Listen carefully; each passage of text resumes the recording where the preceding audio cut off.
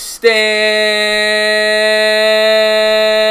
up. Just realized I screwed up the sound again, so you guys didn't hear that. So I apologize. But you guys know the gist if you've been here before. And the chat, of course, now getting all fat on me. Why does this always happen? Let's fix that up a little bit. As we are live, let's fix that chat. 1 second. Just fixing this, and then I'll say hello to everybody. 1 second, guys. Okay. What's going on, Sexy Goat, Ira, the movie critic, Michael Capone, Road Dog, Kieran, and Timothy, stuck in the 80s. Yeah, the fat chat, I don't get it. Connor Burke in the house, Cushman, Colby Mead, Lucas Milk, Enzo's in the house. We're already getting calls. Not taking calls yet, guys. Jay Berger, Chris Sinor. Who else we got in here? Joseph Balby, Enzo, Big Blue, GC. Stand up, Met fans. Yeah, we're gonna not taking calls yet, guys. It's Cola. What's going on? Dream Pursuit. How you doing? Jeremy Hansman. Thank you to everybody for tuning in. Diehard Giants fan, Rogue, Bavith, stand up. Stephen Pazienza, Slap on My Knob, Broccoli, Nicholas Casimir, Big Blue. Who else we got? Anybody else? I think I saw if Button was in here earlier. I don't know if he's still here. Alex Sports. Thank you to everybody. Asia was in here as well, I saw. So, thank you, Bobby. You see, I was parched. I needed a sip there. So, some big news came out from the Giants today. Obviously, the press conference. Now, you don't know what to read into because half of what Gettleman says is a smokescreen. Half of it isn't. So, we're going to see where they go. And then he went on the radio after I made that video on WFAN, and he said basically that they plan on taking a quarterback. Paraphrasing. But he didn't specify the year. He didn't say if it would be this year or next. So, I don't know what's going on.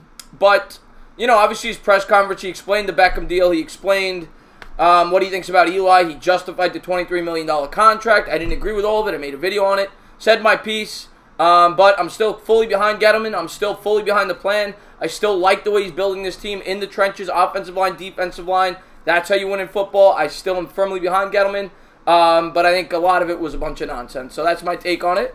And yes, by the way, let me put that in the chat. Anybody who is not joined. Oh, never mind. Wrong link there. The link is in the description. If you want to join the March Madness bracket, I'm going to be giving away a fitted hat. There's already like 25, 30 people that joined. I'm surprised that many people joined. I'm going to be on until about 10 o'clock, Bavith. And we're going to be taking calls in about 2 minutes. But, I wanted to announce that. The link is in the description below. March Madness, it's an ESPN bracket. If you don't have an ESPN username, you could sign up via your email, whatever. And the link is in the description, so please sign up for that. And I'll be giving away a fitted hat to whoever wins the competition. Unless I, of course, win. So let's see who wins it. But we are going to open up the phones. We'll talk some sports, whatever you want to talk about. And there's the number, 914-481-3540. Very good stuff, it's Cole, man. Thank you for doing that. What's going on, Dark Demonic? In case you didn't...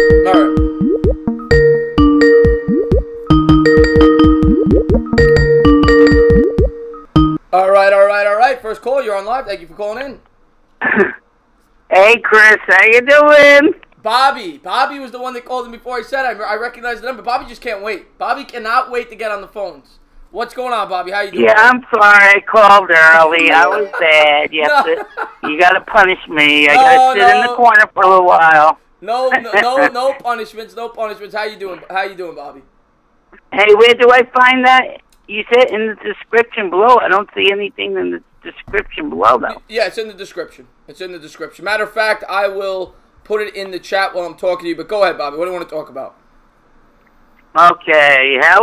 What about me last night with that funny guy? That guy was awesome. with Sir Cardinal. Yeah, he let you talk all night. He's awesome, isn't he? You know what? The link didn't go in. He's lucky. The link didn't go in. He got the best job of all. He goes having a nightmare. He gets to watch baseball games for free. He gets to, oh my God, he gets hockey and basketball. Yeah, he has a great job. Awesome? Yeah, he works in all the arenas. He's got a great job over there. He's got a very good job over there. Anything you want to talk about, buddy? Yes, I'm picking a big upset. I'm going with Virginia Tech over Duke in the third round. Ooh. I got them.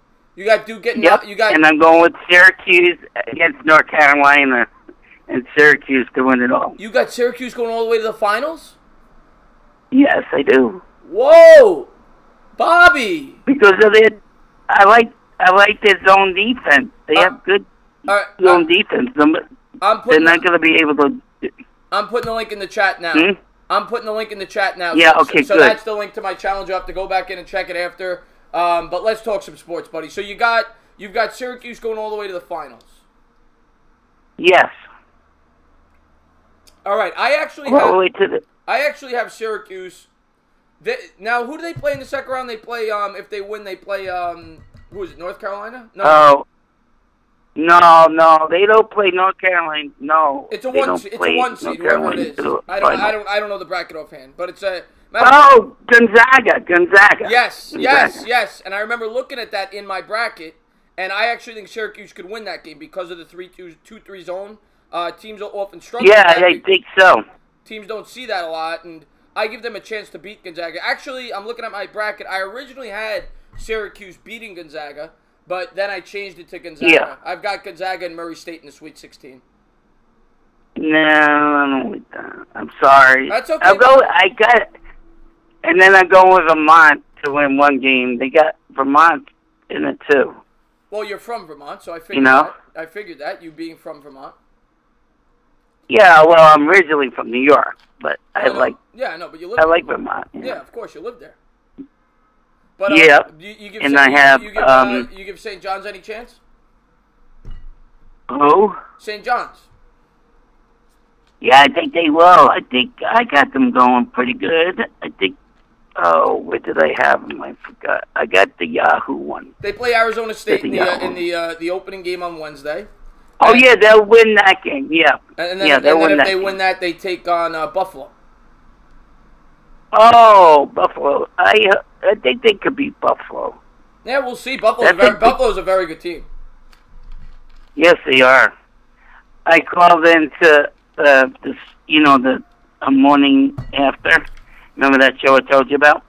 Yeah, of course. And they couldn't believe the picks I picked today.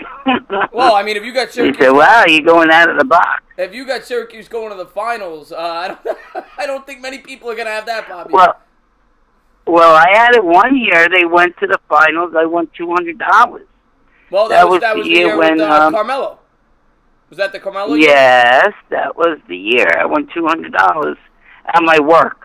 Well, that was a great year. Yeah, at my work. Nobody saw that. Yeah, and then in the football, when they do football, you bet $10. I think it was $10 or $5, and it ended up $500 a week, and I won it 3 times. I'm just gonna put that link in again because the chat's moving. I'll put it. Yeah, I got it already. I got I'll put it in every couple of 10 minutes or so for anybody that wants to join. I'm gonna be giving away a fit. Yeah, thank you. I appreciate that. That helped me out. You got it, man. What's going on, Andy Garcia? What's going on, Crazy Mofo, Dark Demonic, Mike Shiki? Thank you for everybody. Looks, I really am enjoying that. I think my little friend wants to call in soon too. My little friend. Eddie Alvarez says... Your little boy. My little boy, Chris Sonoy. Yes, I'm looking forward to talking to him. Yeah, he's awesome. I hope he sings the Bad Dog song. I hope he sings that for us. I'm sure he will. I can only take one call at a time. No, I can only take one call at a time, so I'm going to try my best to get him on. Okay, I'll let everybody go. I talked enough. Yesterday I talked a lot, didn't I? You did. Shut up. You did, Bobby. You did, Bobby. Thank you for the call, buddy. Okay, I'll talk to you soon later if you let me on second time. I'll talk to you soon. All right, buddy. Have a good one. Let's see. Next caller. What's going on? You're on live. Thank you for calling in. What's going on, Entertainer? It's JJ from Brooklyn. How are you, man? JJ? You said JJ? Yeah. JJ from Brooklyn. What's up, my man? You're a neighbor. What's going on, I'm from Brooklyn myself. What's up? Oh, yeah, nice. I just want to ask you a Nick question real quick. With the draft before free agency, I think that puts the Knicks in a little bit of a pickle because we all know we need a point guard. Do we pass on the possibility of drafting Morant just because of the hopes of Kyrie coming here? You know what I mean? Well, in my opinion, Knicks have so many holes. Like, you got to just take best player available, and you worry about the free agency after. Yeah. If you have the number 1 pick, you're taking Zion, no matter what. Yeah, of course. I mean, that guy, I think he is going to put on a show for the NCAA tournament. I cannot wait to watch it. But if you don't get the number 1, I think John Morant's the next best player. So that's why. And then what happens if Kyrie, because they don't fit. They're both point guards that need the ball in their hands, so that wouldn't really fit together. You know what I mean? You worry about it then. You can't pass on. I mean, maybe you take Barrett instead of Morant if you have the second, but you have to take Morant if you have the third, if he's there. You have to. Yeah, right. So that would make me think they know something. Say they get the 3rd pick and they don't take Morant, that would make me think like, oh, they must have some kind of sign that Kyrie's definitely coming. But they could always take Morant and try to sign somebody else that fits better. Maybe not this year. Yeah, maybe you bring in a Durant and then you sign another guy the following year. Obviously, if you get Kawhi and Durant, that would be the optimal. That would be perfect. Or possibly get Anthony Davis in 2020. That would be perfect. Well, if you just Morant, then we don't need a Kyrie or Kemba because that's our point guard right there. So then I guess what other positions would we go for? I guess forwards. I guess. Yeah, probably, right? Forwards, a 2-guard. You go. Yeah. I mean, anything but a point guard. Knox is okay, but he's shooting 36%. He's averaging 12. Nah, Knox. He's averaging 12. He's not good, man. I know he's a rookie, but defensively, oh man. I know he's 19, but I just haven't seen anything. Mitchell Robinson, on the other hand. Mitchell Robinson has some upside. I think they both have upside. Yeah. We still got to remember, Knox is only 19 years old, but... Yeah, I know. He's rough right now, though, man. Yeah, he's raw. Been rough watching. Like it. Yeah, but Can I ask you my question? Yeah, go ahead. That's cool. Go ahead. All right, with Alonzo, you think they're going to bring him up or hold him back in the minds a couple of weeks to delay, the whole free agency clock? I wanted Alonzo when spring training first started, and I love this kid. I'm watching some of the spring. Oh, yeah. I haven't gotten a chance to watch the games in their entirety, but I've watched the highlights, and he's got power to all fields. He just did a home run, I think it was yesterday or the day before. Opposite field. Yeah, I saw that. And but the way Dom Smith is hitting, I think Smith is going to win the job, and I think the Mets, it makes sense to not bring him up until... We'll see what they do, but to me, it would make sense not to bring him up till after the deadline, so you get to keep him under. Smith looks great too, so I wouldn't mind it. And you keep him under the rookie contract for 1 extra year if you do that. So that's what I think they'll do. Yeah, you seen Cano? He's hitting like 500. He looks unreal, man. I'm telling you, man. I don't want to get too excited. Wow. I don't want to get too excited as a Met fan, but I'm starting to get the blood flowing. Baseball season's coming around. We got some nice off-season acquisitions, and if we could stay healthy, the Mets are going to be fun this year. Cespedes could come back even if it's in June, July. It's like getting an all-star at the trade deadline. That lineup would be pretty stacked, man. Yeah, and the bullpen's solid at the back end. The bullpen's the thing that worries me the most. Diaz, Familia worries me. I've seen him too many times in big games. Well, Familia, we know what he did in the playoffs. But I like the bullpen though. I like those two at the back end. Gazelman, Lugo. You got a nice bullpen. Yeah, that's true. Yeah, Lugo. Yeah. We really don't have that many weaknesses. Hopefully, Lowry comes back. I'm sure he won't be ready for opening day, but hopefully not. Soon enough. Well, that's the other thing I like about this team is they have a lot of depth. Like if Lowry's out for 2 weeks, that's okay. You start McNeil at third base or Frazier, whatever. And J.D. Davis, we're deep, that's for sure. Yeah, I can't remember a team this deep, a Mets team this amount of depth. They got a lot of interchangeable parts. I'm optimistic this year. I really am. I think they're going to be a pretty good team. What do you think about Wheel? He's looked unreal since middle of last year. The spring has been unbelievable. What do you think about giving him that contract? He's a free agent. How much do you think we're going to re-sign him, and how much would you give him? Great question. I have to see him do it for another year before I agree. Because, it was only 1 year, and he was very good. He was probably the lone, obviously DeGrom, but we expect DeGrom to be great. Wheeler was the lone, unexpected. Well, him and Nimmo were the two unexpected. Yeah, I'd say, after, June. June, and then after, June, he was, unbelievable. I think he had, a 140 year, right? Something ridiculous. Yeah, he was great for the Mets last year, Wheeler. So yeah, the spring he's been lights out, too. So, I don't know. I think he turned the corner. I know. We want to see it one more year. I know. Yeah, I want to see one more year before I sign him to a long-term contract. But the Mets. The top end of that rotation, those three with the back end of that bullpen, if they could get average production out of that lineup, I think they'd be. And I think Rosario will take a step up this year too. I really do. Me too. He looks great in the spring. I know, like you said, the spring you can't get too carried away, but he looks pretty awesome, man. Yeah. I know Mets fans get worried because they see all these young kids on the Yankees and the Braves light up right away. Some guys, it takes a couple years, you know? Yeah, I'm really looking forward to it, man. I really am. But we'll see. Baseball season starts. What is it now? What is it? My phone just died, but it's like I think the 27th, Seattle plays, I think, in China, like 6 in the morning is the first game. And when's the Mets' first game? The 31st? I think the 28th in Washington, or the 29th. It's the 20, okay. So they're starting in like almost a week. It's crazy. Yeah. It came up quick. Some good pitching matchups. Opening day, DeGrom and, why is his name escaping me? It's different colored eyes. I can't think of his name right now. Scherzer. Yeah, sure. There you go. My bad. Yeah. And then Strasburg. And then we got then Syndergaard and Strasburg. So it should be good opening week there. Oh, it's gonna be great. Yeah. I can't wait, man. I'm gonna let you go, man. I just want to say thank you so much for calling in. And, appreciate the time, buddy. And I'm glad to hear you're a Mets fan because I'll have a lot more Met content in the future. Yeah, perfect, man. Talk to you soon, man. Thanks. All right, buddy. Thank you for the call. All right. Let's take the next call. What's going on? You're on live. Thank you for calling in. Hey, it's Entertainer. This is the Entertainer. Who's this? Hey, it's Pigskin Pete, bro. How you doing, Pigskin Pete. I love this guy. He's got a great channel over there. If you have not done so, please check him out. Big Clemson fan. He talks NFL as well. Big football guy. What's up, buddy? Jeez, man, you're harder to get in touch with than the damn Donald Trump is, man. What's going on over there? I love this guy, man. What's up, buddy?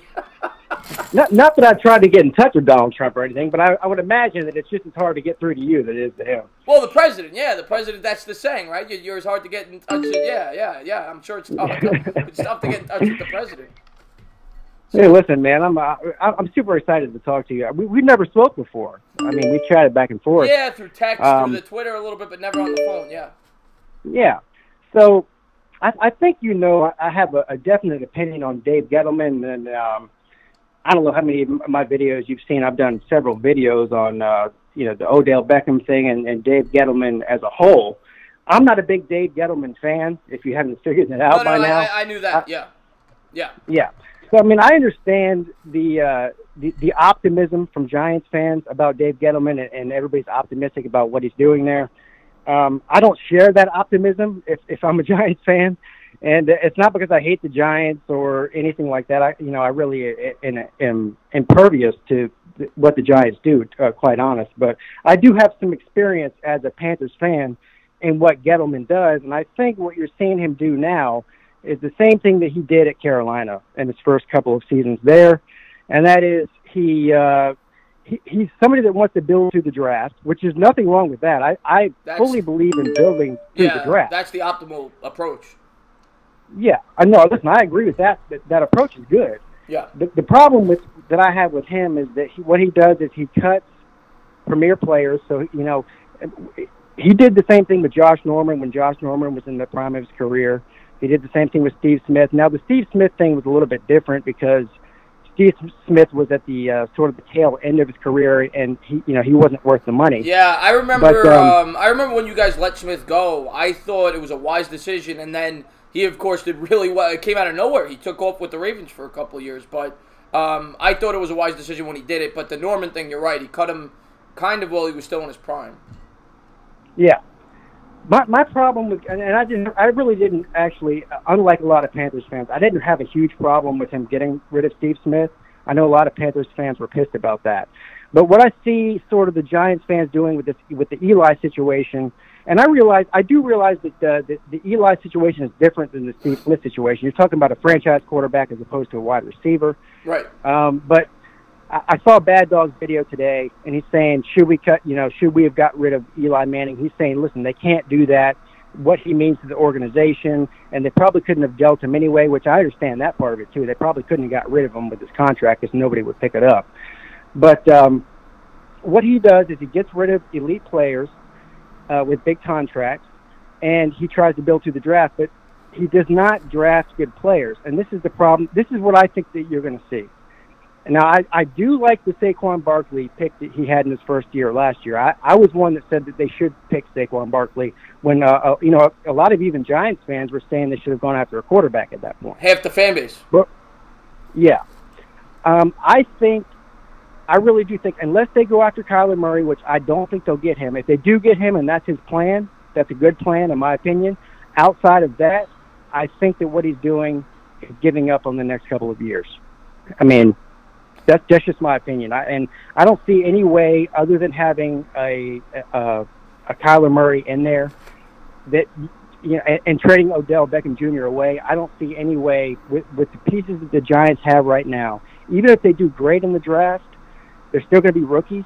Whatever positions he drafts, they're still going to be a year or two away from making a playoff push. Certainly not anywhere in the realm of a Super Bowl push. Oh yeah, no. I if everything broke right there's no way I mean, you never know. Football's football. You never know, and we know that better than anybody as Giant fans. We went on 2 unexpected runs, but I'm not expecting a Super Bowl, even if everything breaks right. But what I like what Gettleman brings to the table is his focus on the offensive line, and you've seen it now the first 2 years. And to me, that was neglected by Reese for years, and that was the big reason why Eli's downfall occurred earlier than it should have. And so I do like that he's paid attention to that by drafting in Hernandez, signing a shoulder, even though he overpaid, but we needed a left tackle. He goes out there, he gets a Zeitler to play guard, obviously one of the better guards in football. And I fully expect him to draft the right tackle probably in the first 2 rounds this year. Detonator, thank you so much for the super chat. He says, Bortles to the Rams confirmed now. Oh, wow. Okay, so there you go. There's breaking news. Blake Bortles is a backup for the Rams. Thank you for the super chat. But so I do like that approach, and I think the Giants are trying to morph their offense more into that type of offense, I guess like Carolina had, where it was more of a ball control offense, a grind it out with the running back. And obviously Cam Newton runs a lot too as well, but you guys were kind of that grinded out team. You guys were always near the top of the league in time of possession. You guys didn't make a lot of mistakes. Yeah. And I also think he's trying to clean up their locker room culture too, which is, I think, the biggest reason why they traded Odell Beckham more than anything else. Yeah, you see, that's where I disagree. I mean, I don't disagree with the fact that maybe there was a sort of a poisonous culture there in the locker room. I don't know. You know that better than I do. But I do know one thing, though. I do know that when you have one of the top players, I would consider Odell Beckham, forget his position, I would consider him to be one of the top 10 of all positions in the league, if you exclude the quarterback position. And I do know that you need elite players like that to win championships. And so I really don't think that the Odell Beckham trade was a good trade for the Giants. It may be in the long run, but it certainly isn't over the next 3 or 4 years. Yeah. As far as I'm concerned. Now, what I'll be interested to see is how happy you're going to be with Dave Gettleman after the draft, because that's going to really be the determining factor with whether or not Giants fans are happy, right? Because listen, you're making all the moves and getting picked, but if you don't get the pieces you want, like you said, you want to rebuild the offensive line and maybe possibly the defensive line or something like that. But listen, if he goes out and drafts a wide receiver after getting rid of Beckham, I think that would be a terrible move. No, he's not going to do that. They just signed Golden Tate. He's not going to do that. Yeah, listen, you might be right, but I thought that too. And he was only at Carolina for like 5 years or 4 years. Right. And three out of those years, he drafted a receiver in the first round, and they all were busts. That's fair. So, who did he draft? He drafted Kelvin Benjamin. He drafted Kelvin Benjamin. He drafted the guy they just let go up to the Colts, right? What's his name? Yeah, Devin Funchess. Funchess, yeah. I don't think so, though. I think they already have weapons. I don't think they have a need. They may draft a wide receiver in like the 3rd or 4th round, but I mean, we'll see. And if they do that, I will be upset. I think they need to spend these picks either on a quarterback, a pass rusher, a cornerback.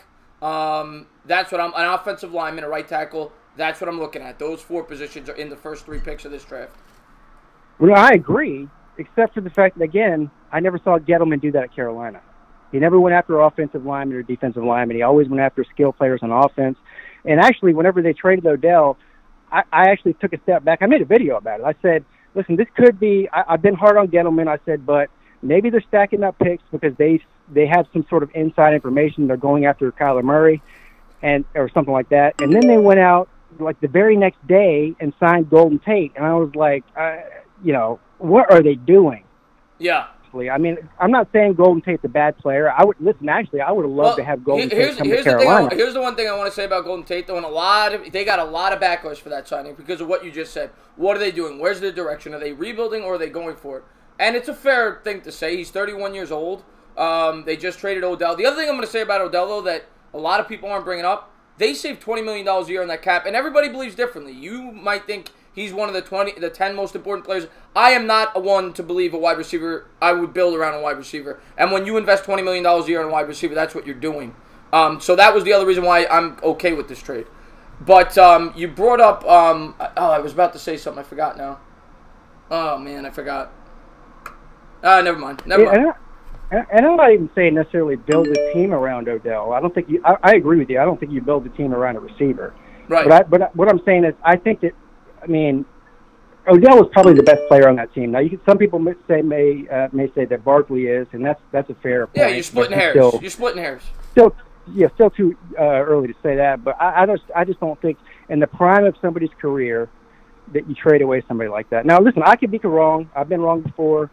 But I know how this story ends with David Gettleman, and I think, and we'll see if I'm right. If I'm wrong, I'll call in and tell you I was wrong, and own up to it. But I think when this is all said and done, whether it's next year or the year after that, you're going to be telling me, Pigskin Pete, I should have listened to you. David Gettleman is a jack-off. We'll see, man. I'm going to let you go, though, because I got a bunch of people calling in. I love you, Pete, man. Keep up the good work on your channel, buddy. All right, man. Thanks. All right, you got it, man. We'll see. He didn't have a good hit. What's going on? You're on live. Thank you for calling in. It's Nations. What's up, buddy? How you doing, buddy? Pretty good. All right. So I had a couple of questions. So basically, are you a fan of taking a quarterback at 6? Like I don't know. Are you a fan of taking a quarterback at 6? As I've said all along, it's not a must. I like to take the quarterback at 6, so we don't got to worry about it anymore. But it's not something they need to do for me. It's not like if they don't do it, I'm going to be crying at the top of my lungs. I'm gonna understand the approach no matter what because of all the holes they have. But it takes a lot of pressure off of next year's draft if we already have that quarterback and he's already maturing for a year. The other thing you got to think about is this. We took Barkley, right? So if we wait till next year to take a quarterback, Barkley's now going to be in his 3rd year of his rookie contract. And you figure that quarterback's going to take another year to get to the point where he's got to be. So at that point, you've only got Barkley on 1 or 2 more years of a rookie contract before you got to start paying him $20 million a year. So you're kind of losing, and plus Barkley's going to be getting older. We all know running backs mature faster than any other position.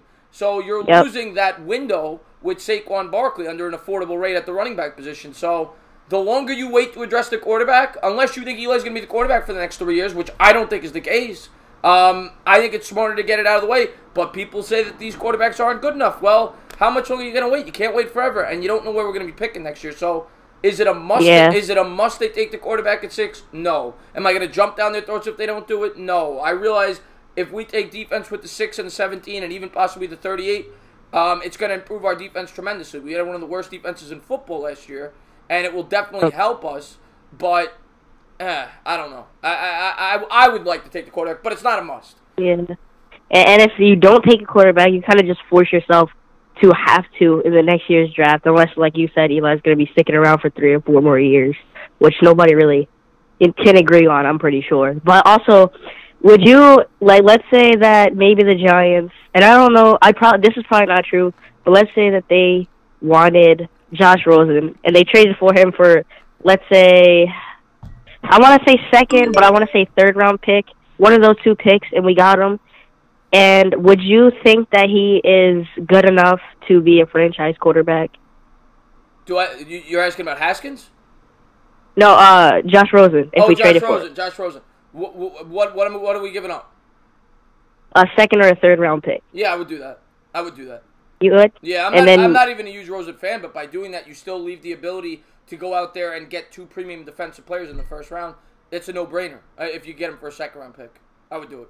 Yeah, that's true. And then you can focus more on defense. But the other great thing about that move that a lot of people may not be thinking about, if you go out there and get Rosen, right, and you only surrender a 2nd round pick to do it, you don't have to stay committed to this guy for that long. If he doesn't work in 2 years, you say, okay, I'm going to go out and I'm going to get a Trevor Lawrence, or I'm going to go out and get a top quarterback in 2 years. So it's a good gamble to take, only giving up a second-round pick for Josh Rosen, in my opinion. Yeah, I agree. But I'm going to let you go because I know a lot of other people are trying to call in. Oh, man, Nations, keep up the great work on your channel, man. I always appreciate when you call in, buddy. Yeah, same. Thank you. All right, Have a buddy. nice day. All right, buddy. Let's take this call here. Oh, got to hang up on him. What's going on? You're on live. Thank you for calling in. What's going on, Arthur? Thank you for tuning in. Big Blue PA. What's going on? Chris, this is Anthony. Anthony, what's up? Donna. What's up, man? Hey, I have a question. I wonder what you think of this. I'm a Dolphins fan, and what I'm thinking of doing is trading down with the Raiders, getting a second-round pick, honestly, and then drafting our offensive line. I like that we traded Tannehill because that contract was ridiculous. We shouldn't have paid that much. Right. And Fitzpatrick is a good bridge quarterback. And honestly, with the quarterbacks next year, I prefer Fromm over Tua. Tua is honestly overrated, to be honest to me. I like Tua. I like Fromm and Herbert better as a franchise when it comes to a franchise quarterback, to be honest. And I would trade down with the Raiders, get an extra second-round pick, draft Tyler Baidas from Wisconsin, draft who is it? Their left guard and right guard, Dieter and All right. So Benstall. you're basically saying you would trade down from 13 to 24 and use those picks to invest on the offensive line and go for quarterback next year. That's basically what you're saying.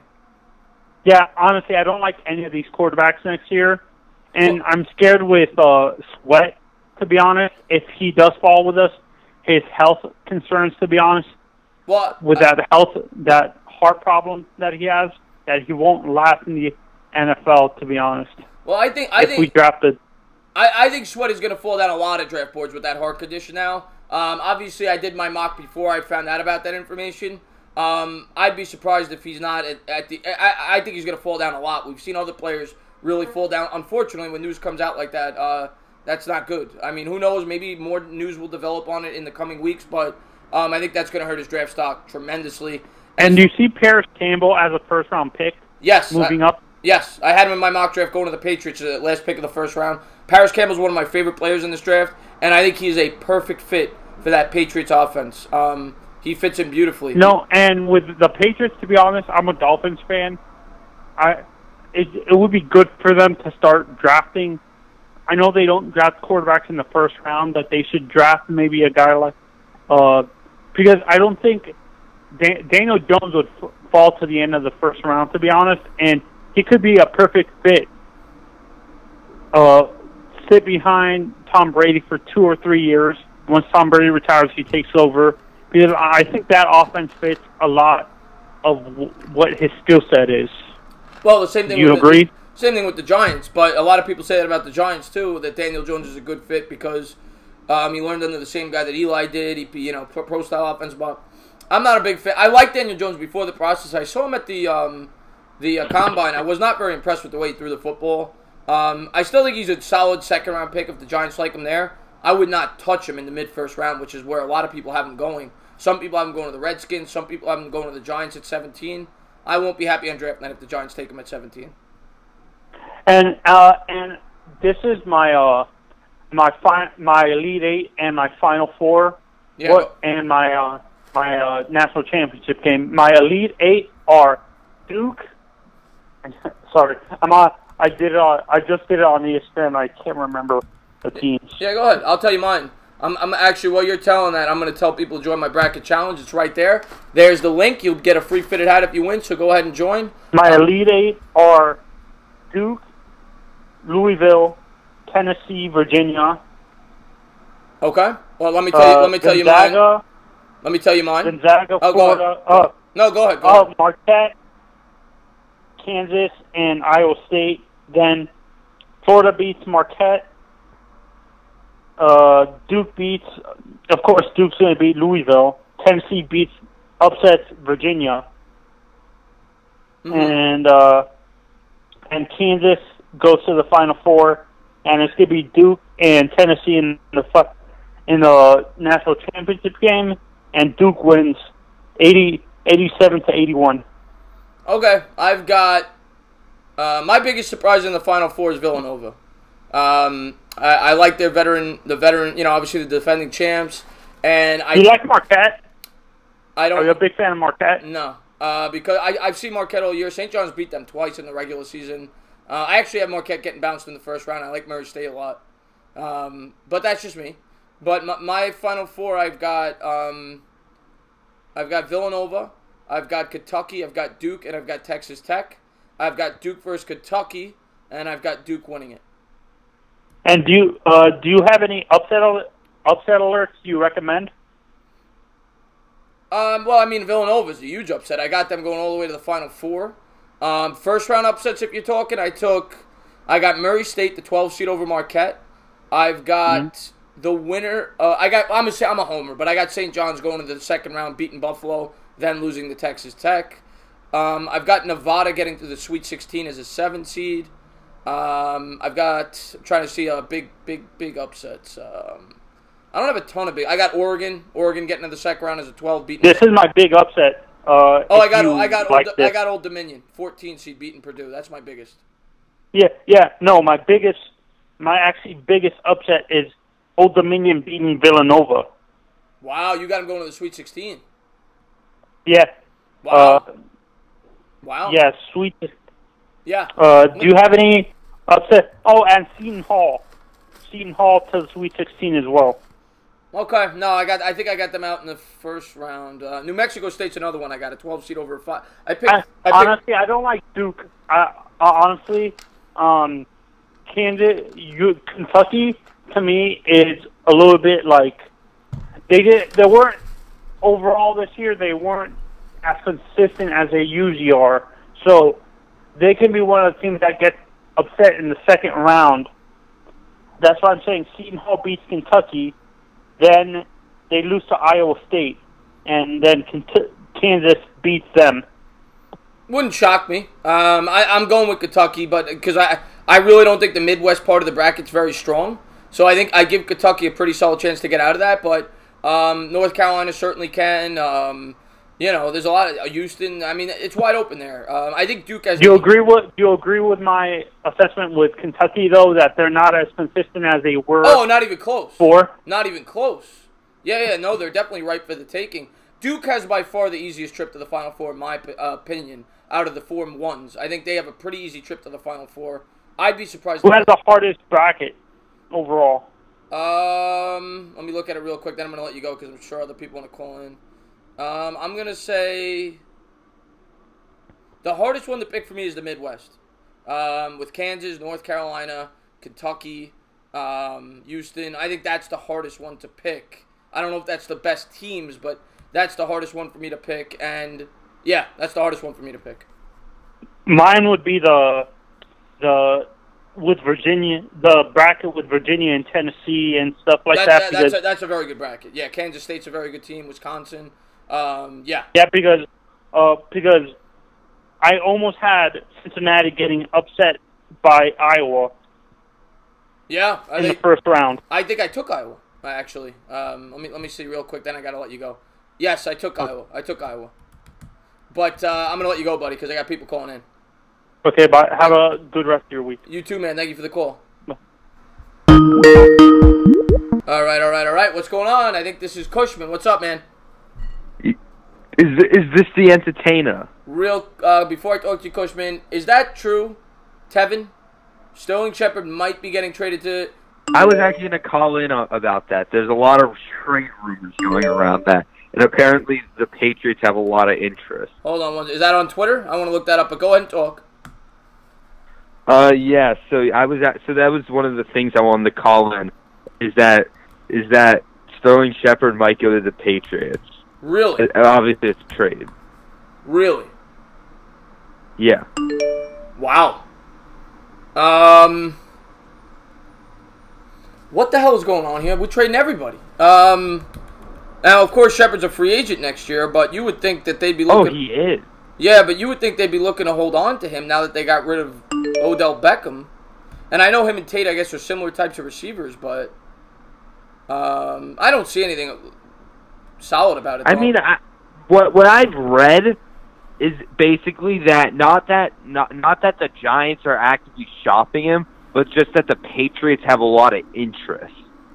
That makes sense. That doesn't mean anything. I mean, until I don't think they're gonna. Right. I'd be surprised if they trade him. But who knows? You know, I'd be surprised. All right, I was just saying. Also, for March Madness, by the way, so my upsets is I was very happy that you had Old Dominion beating Purdue. I have that same upset. I like that upset, man. I think a lot of people are going to have that upset. I think that's a popular pick. You know what's another upset I have in the second round? This is a bit of a hot take. What? I have Utah State beating UNC. I think some people have told me they have that as well. I don't have that, but I think a lot of people have that one as well. I'll say this: one of those 4 ones are not going to make the third round. That's my prediction to the Sweet 16. So take your pick of which one. That's my prediction. One of them will not make it to the Sweet 16. Yeah, as I said, I have UNC losing in the second round to Utah State. Yeah, it's not a bad pick. A lot of people, I think, have that pick. That side of the bracket is wide open. There's not a... I have Kentucky going to the Final Four to that part of the bracket, but anybody could win it. It's wide open. Yeah, but anyway, I was going to ask you, I know you were saying that you don't think it's going to happen, but if we did trade Shepard, what would you look in a trade package? I mean, I haven't even begun to think about that. If we're trading Shepard... Like a second-round pick? I mean, that be like anybody's tradable for the right price. But if I'm trading Shepard, we drafted him with a second-round pick. He's our best receiver on the team. Oh, well, probably Tate is, but I mean, it's they're about even. I would say Shepard at his peak will probably be better than Tate right now. Would you agree or disagree with that? Right on par. I mean, Tate's a very good receiver. He's an 1,100-yard receiver. So, yeah, I know. Yeah, right on par with him. But Shepard, I mean, if I'm trading with the Patriots, I got to be getting the first-round pick, because if I trade for the second-round pick, it's the 64th overall pick. It's a late second round. Yeah, I got to be getting the 30. And even their first-round pick's basically an early second. I would probably trade him for that. If I get the 32nd pick, I would entertain that. But I'm not trading for a late second-round pick. All right, that's fair enough. Yeah. But anything else, buddy? Nothing much. I'm just really excited for baseball season. Oh, me too. I can't wait. I personally don't think there's much to those trade rumors, though. I'd be surprised if we trade him. I haven't heard nothing about that. All right. But I think I'm going to at least try to bring the Japan series. Yeah, you should, man. You should. You should. Even though it starts at 5:30 in the morning, but I'm gonna get up, gonna stream it. Give me some of these BBC school those days. I hear you, man. But I'm gonna let you go. I got people calling in, but thank you so much for the call, Cushman. All right. I should just say you are harder to get to. I know you would say you are harder to get to than the president. It is so hard to get into.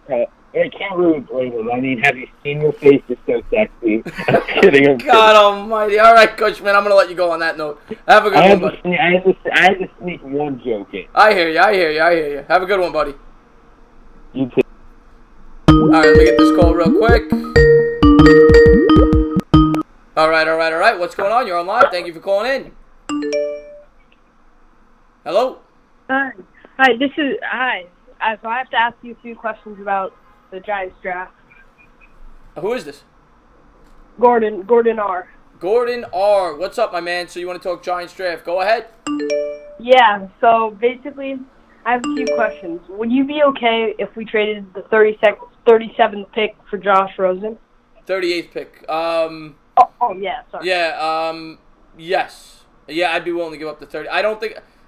If push came to shove, I might do the 17th. I would definitely do the 38th. I don't know if I would do the 17th. And with the heart condition, do you think we should still draft Montez Sweat at 6 or 17? Or do you think we should go a different direction like Rashawn Gary? Not taking him. Not after hearing that. No. Unless something else comes out and it's not serious. No, not taking him. Sweat was a project as is. Great athlete, but they said he wasn't polished. No way I'm taking him that early in the draft. No way. And where would you think about taking a wide receiver now that Odell Beckham's gone? Like second, third round? Or? Wide receiver? Yeah. I think third round. That pick in the third round. I don't want to take one in the first 2 rounds. Because we already have our wide receivers. We got 2. And Ingram basically counts as a wide receiver. It's not.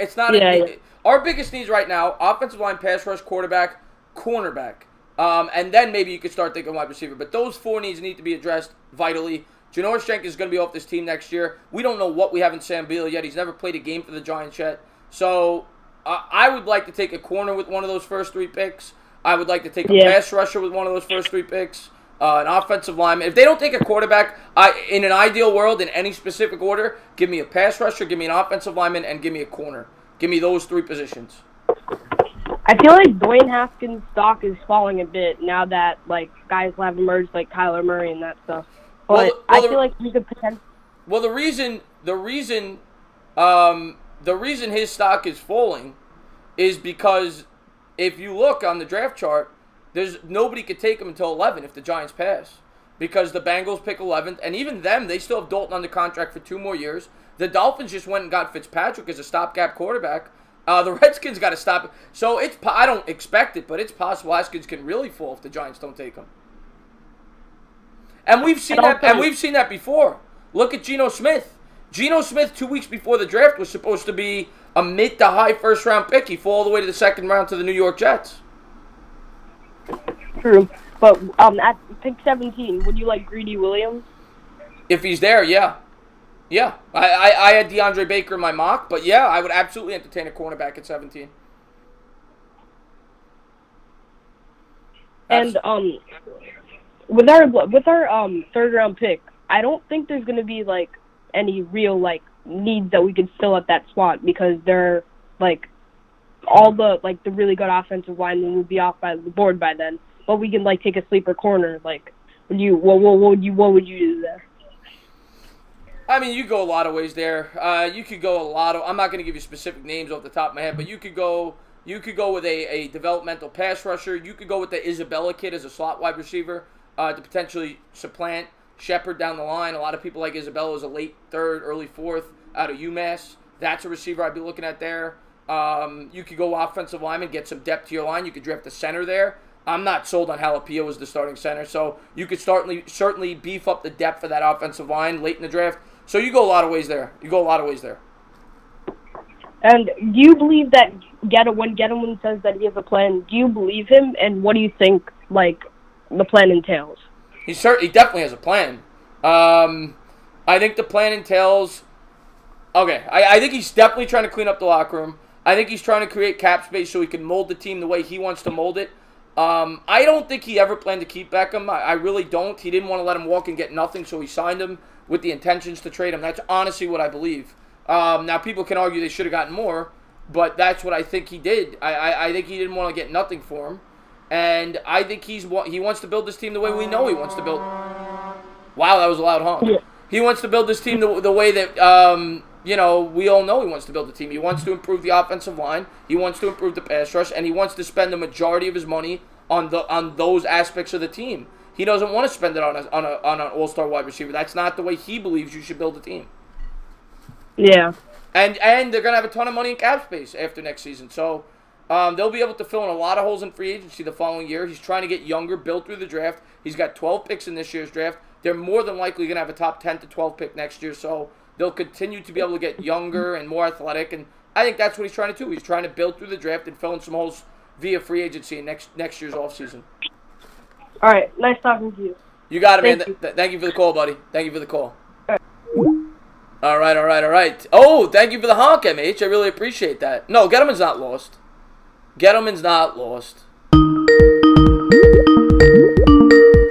All right. What's going on? You're on live. Thank you for calling in. Entertainer Talking Sports. What's up, my brother? What's going on, Mike Nixon? How you doing, buddy? And Chris Snow, I see you calling. I will get you next. I know your first 3. Make sure you call next. I promised I got you last show. I will get you next. What's going on, Mike Nixon? How you doing, buddy? Not much, brother. How you doing, sexy champion of the world? I'm good, man. How are you? I'm good. So I'm calling to talk. So I did your little bracket challenge, and my Cinderella team that I have going all the way to the Final Four, Murray State. You got Murray State in the Final Four? Yep, losing to Duke. Whoa! I am completely sold on John Morant. I've seen him play in this conference tournament, do averaging like 30 points a game. I feel like he can lead that team, pull off upsets, and be the Cinderella team of this year. Listen. I love John Morant. He's one of my favorite players in college today. I do love them as a upset candidate, a team that could get to the Sweet 16, which is where I have them going. But I cannot see them getting to the Final Four. But we've seen crazier things happen, right? So anything's possible. Exactly. But that's why I did it, because if I'm wrong, my bracket may be completely busted, even though I got Duke winning it all. But the thing with John Morant and Murray State, and T. Williams says I believe in Morant, but he has no team, and he's absolutely right. He could go off and win you a couple games, but for them to make the Final Four, he's going to have to put in 35 to 40 points a night, shooting efficiently for 4 straight games. And I just don't see it. I don't see it. Mm-hmm. But you never know. Yeah, it's probably unrealistic, but shit, I went with I just had a gut instinct, and there's always a Cinderella team, and for some reason that team just popped in my brain that Murray State could be that Cinderella team. But it's probably unlikely, but I did it to try to get myself to either win or I'm going to lose. You know what I mean? I hear you, man. I hear you. It's not. I'm sure a lot of people have them advancing because of John Morant. So I'm sure it's not enough. I don't think many of them in the Final Four, but I'm sure a lot of people have them going to the Sweet 16, Elite 8, second round. Yeah. So even in my other ones, I obviously didn't put them in the Final Four, but I definitely had them going to the Sweet 16. Right. I just want to say hello to Rum Boys. Rum Boys will be on the channel tomorrow night. I want to say hello to Mr. Bad Dog. I see that he's in the chat. Everybody do me a favor and go check both their channels out. Thank you guys for tuning in. And I'm going to take Christian Orr next. I said I would. I'm taking Christian Orr next. But go ahead, Mike. I didn't mean to cut you off there. Now, we'll go to some New York Giants. Now, would you be upset? Say we went triple defense, right? We went first 2, and then our second round pick, we went defense. But say Dalton Risner's there. Would you be upset if we went with another defensive player, another pass? Say we went pass rusher corner, then we went pass rusher again, say a Dexter Lawrence was there. Would you be upset with it? No. If say Risner was there and we decided that we passed on him. No. But okay. Okay, here's my take. Now you said pass rusher. What'd you say what'd you say with 17th pick? Corner, and then we went pass rusher again. No, you can never we know this as Giants fans. You can never have enough pass rushers. Yeah. So if they think there's a big-time impact pass rusher there, and they decide to fill up the mollies in the later rounds, is that the approach I would take? Probably not. I'd probably take Dalton Risner, but I'm not going to get on the Giants if they think Dexter Lawrence could be an unbelievable pass rusher and they could get him in the second round. The more pass rushers, the better. So, no, I would not be that upset if they did that.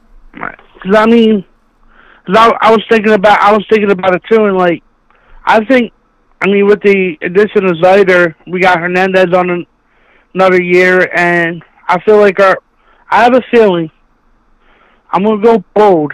I'm going to say our offensive line will be the 10th best offensive line in the league next year. I don't think it's impossible.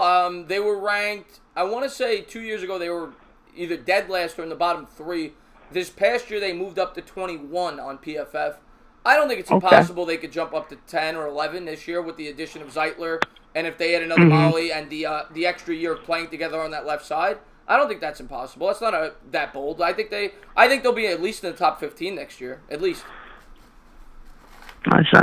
Yeah. What else do I want? What else did I want to say? Damn. But yeah, honestly, kind of. With Golden State, what Philly was saying yesterday, I really feel like the rebuilding process to get a quarterback next year, I just didn't see. I like Golden State and everything, but just to have him, he can definitely win you them couple more games to the point that, who knows, we might even be, like you said, we don't know what next year's going to bring. For all we know, we saying our team's, the Giants are going to be bad, and they surprise everybody. They go 9-7 and sneak into a wild card. You know what I mean? Yeah, I mean, I'm not going to root for my team to lose. I'm not going to root for my team to tank. Of course. I get your mindset that it may be in the team's best interest, but I don't hate the Golden Tate pickup. I hate the years. I don't like the years. I think the per year is fine. But the other thing I'll say is they could cut this guy. He's making $9 million a year. By year 4, it's probably only going to be a $2 or $3 million dead cap hit. You could cut him. Right. So that's probably what they're going to do. They're probably going to keep him for 3 years and cut him the 4th.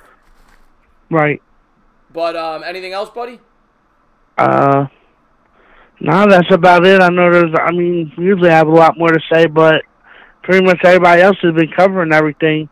No, man, but, I appreciate the call, man. I really do. I appreciate the call. No problem. It's always a pleasure calling in. And also, I was in Sports Radio a little bit ago. Josh wanted me to tell you he said hi. Oh, tell Josh I said hi back. Tell Josh I said hi back. I will.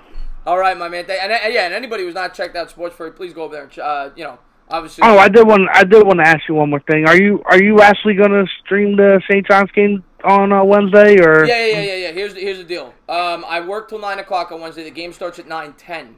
So I'm probably gonna miss. Okay. I'm probably gonna be able to go live by 9:30, 9:35. So I'll probably catch the last 5 to 7 minutes of the first half and then stream the rest throughout. I bet, man. You have a great rest of the week, and I'll see you in your chats. And one more thing. When do you plan on putting up your part 3 of your Mets video? When I get a chance. Probably after all this free agents. It's just way too busy right now. But I'll definitely have it up. I understand. Yeah, I'll probably have it up before the baseball season starts. I understand. It's always a pleasure, my brother. All right, buddy. Thank you so much for the call. Have a good one. No problem. You too, bro. All right. And Jose Reyes. Chris Sonora, I can only give you 30 seconds. But I'm going to give you 30 seconds, Chris Sonora. But Jose Reyes, the winner gets a fitted hat of the bracket challenge.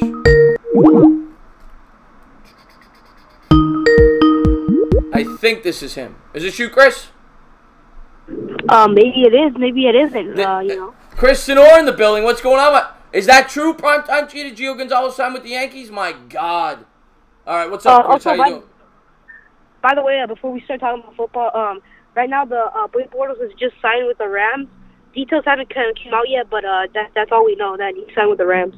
Yeah, I heard about that. I heard about that. That's whatever. It's a backup quarterback, but Gio Gonzalez is a very good pickup for the Yankees, if that's the truth. Yankees.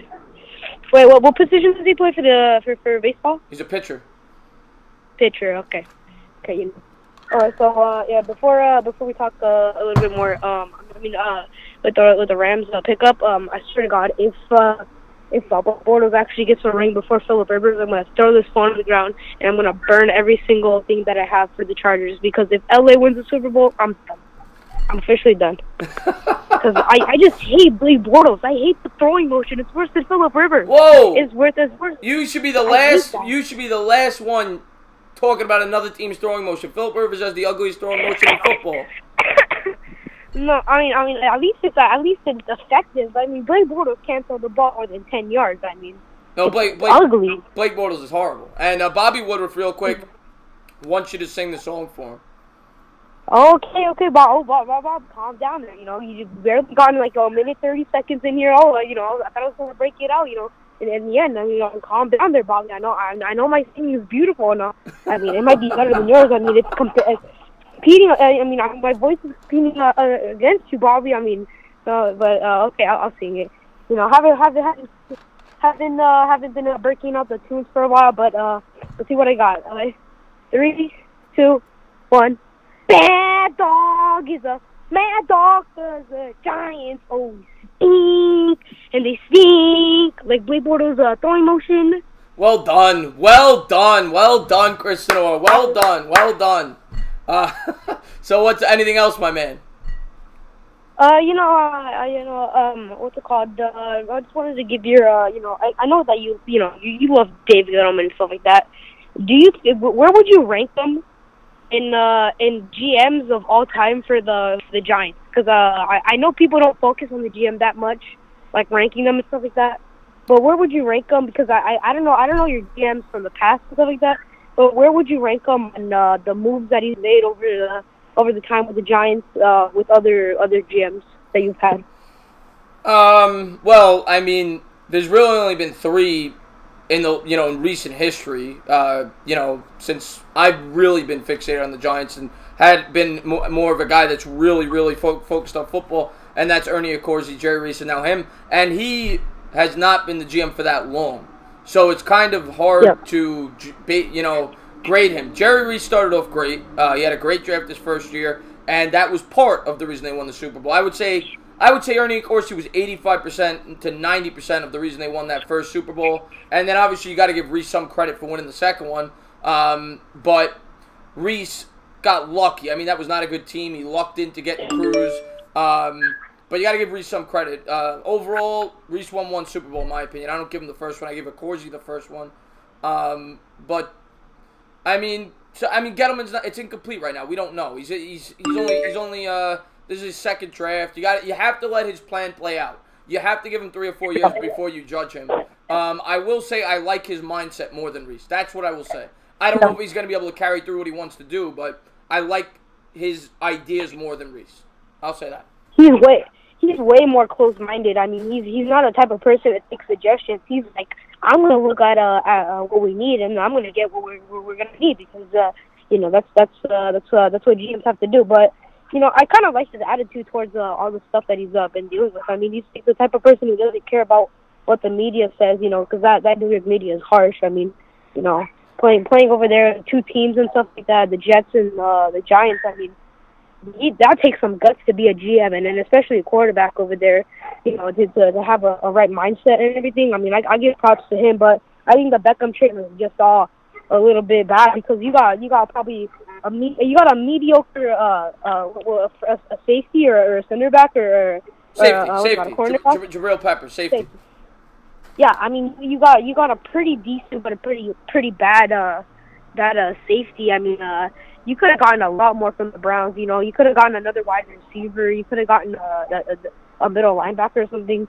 But I can rank Jim whatever his last name is, because he drafted your franchise, or not drafted, traded your franchise quarterback Eli Manning, of course, in the 2004 draft. When he traded San Diego and Philip Rivers to come to us, Yeah, Ernie Accorsi is definitely the best of the 3. I mean, of course he drafted Eli. I mean, he by far the best of the 3. But we'll see. We got to let Gettleman play it out yet before I judge him. Got to let him play it out. Yeah. But that's it, Chris. You ought to keep it up. You're getting like, I'm gonna predict that you're gonna get at least 1,000 by the end of the month, because all the new people that I see, I just love it, man.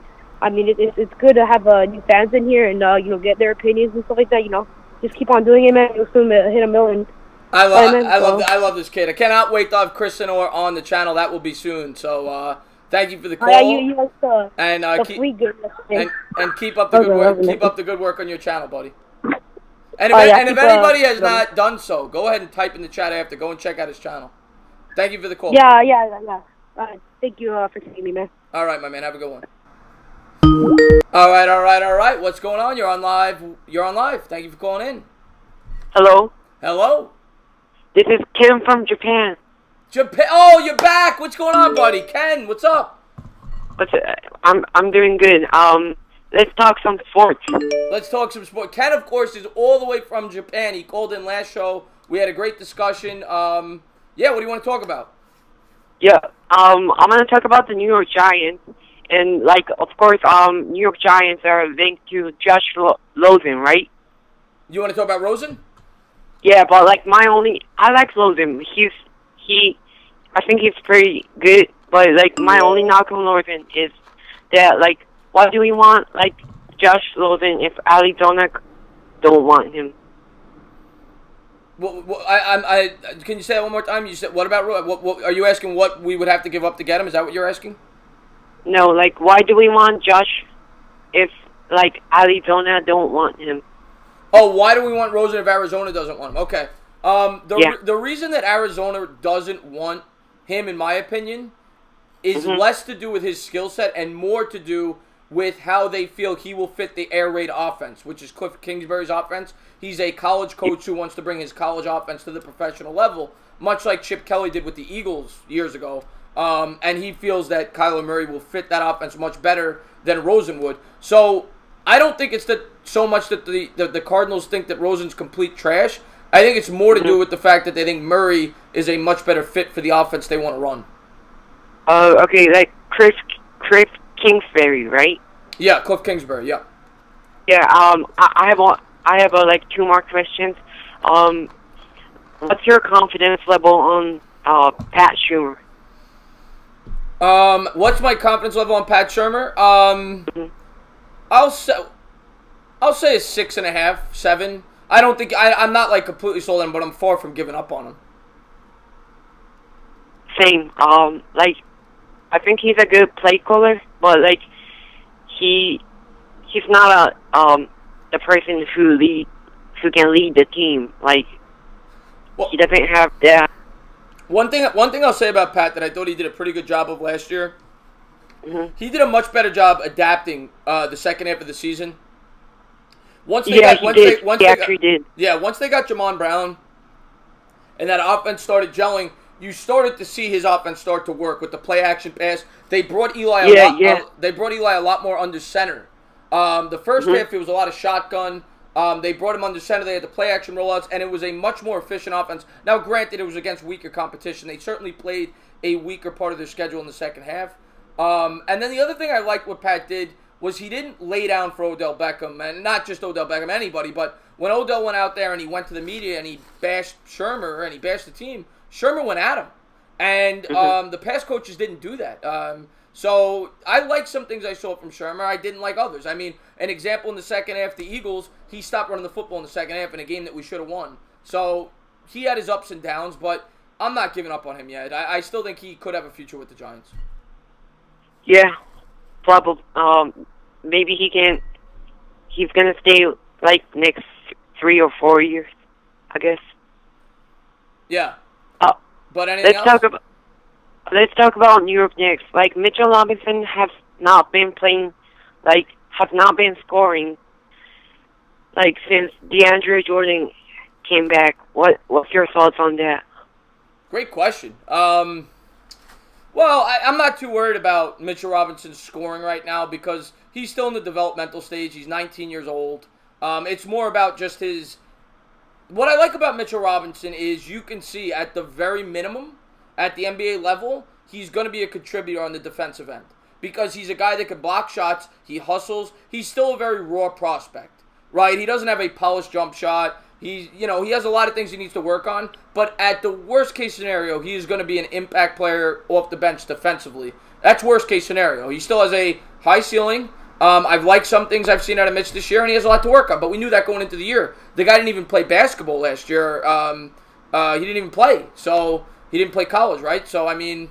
Yeah, so I like what I've seen. We knew he was a project going in, and I think he has a bright future. Now, a lot of Knicks fans were crazy when we drafted him. They said, this guy could be the next Durant and this and that. I don't expect that. If he's Marcus Camby, I'll be thrilled for where we got him, a second-round pick, but I like him. I think he could be a vital piece to the future.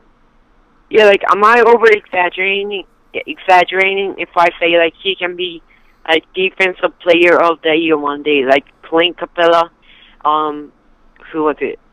Clint Capella? Yeah, Clint Capella of the Rockets. No, that's possible. I'm not going to say it's, yeah, that's possible. I'm not going to say it's going to happen, but given the right circumstances, it's possible. If they have a great point guard and they run the floor, and yeah, I'm not going to say it will happen, but that is probably his ceiling.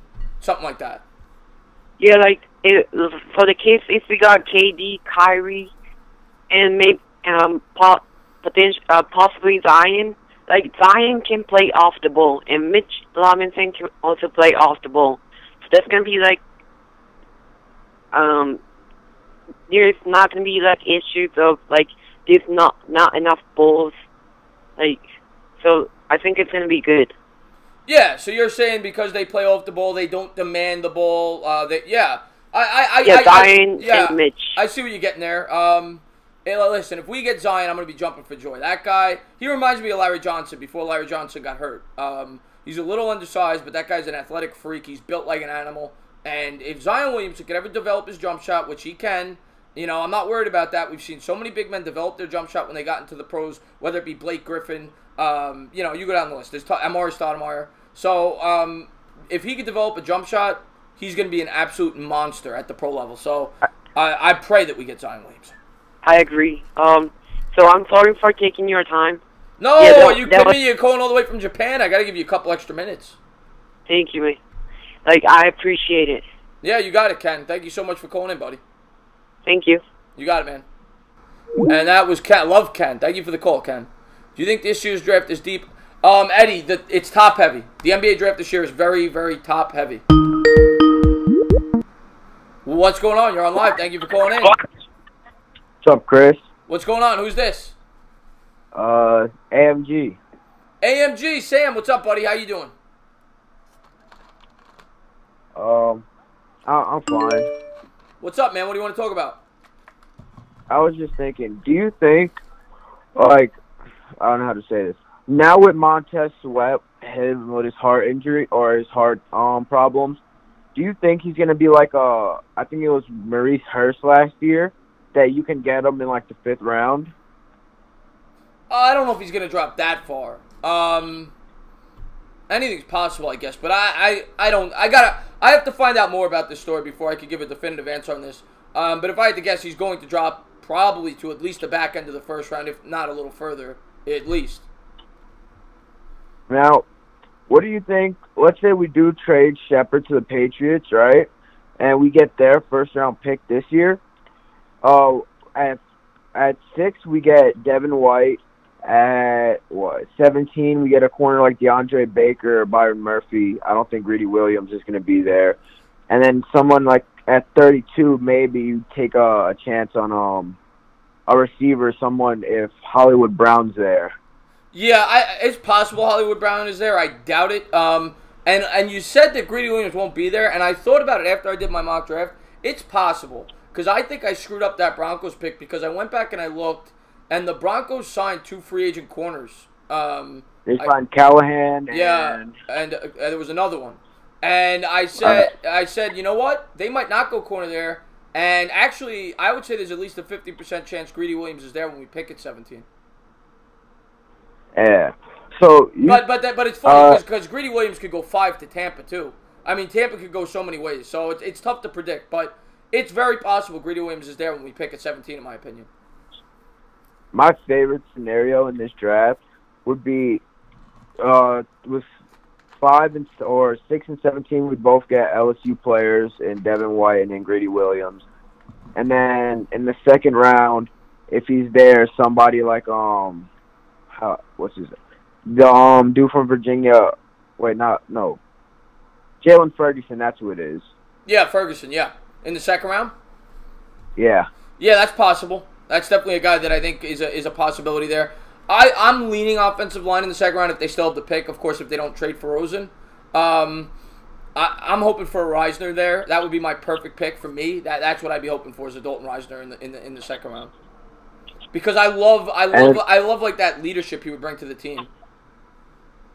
Yeah, and then one thing I don't know about us not taking a quarterback this year, because what if we're not in this spot next year? We have a really easy schedule next year, and what if we do a lot better than we think we do? Then we're going to have to either give up a bunch to go up and get one of the quarterbacks, or we just can't get one next year, and then we have to bank on 2021. Yeah, well, that's why Rosen specifically makes a ton of sense to me, if you could get him for a 2nd round pick. And I don't know if you can, but if you can, because I look at it like a 2-year investment. If it doesn't work after 2 years, goodbye. Go get Trevor Lawrence. That's the way I look at it. Or get somebody else. And it's not only 2 years. He's only, since Arizona paid him already $7 million, we would only pay him $2 million for the next 2 years.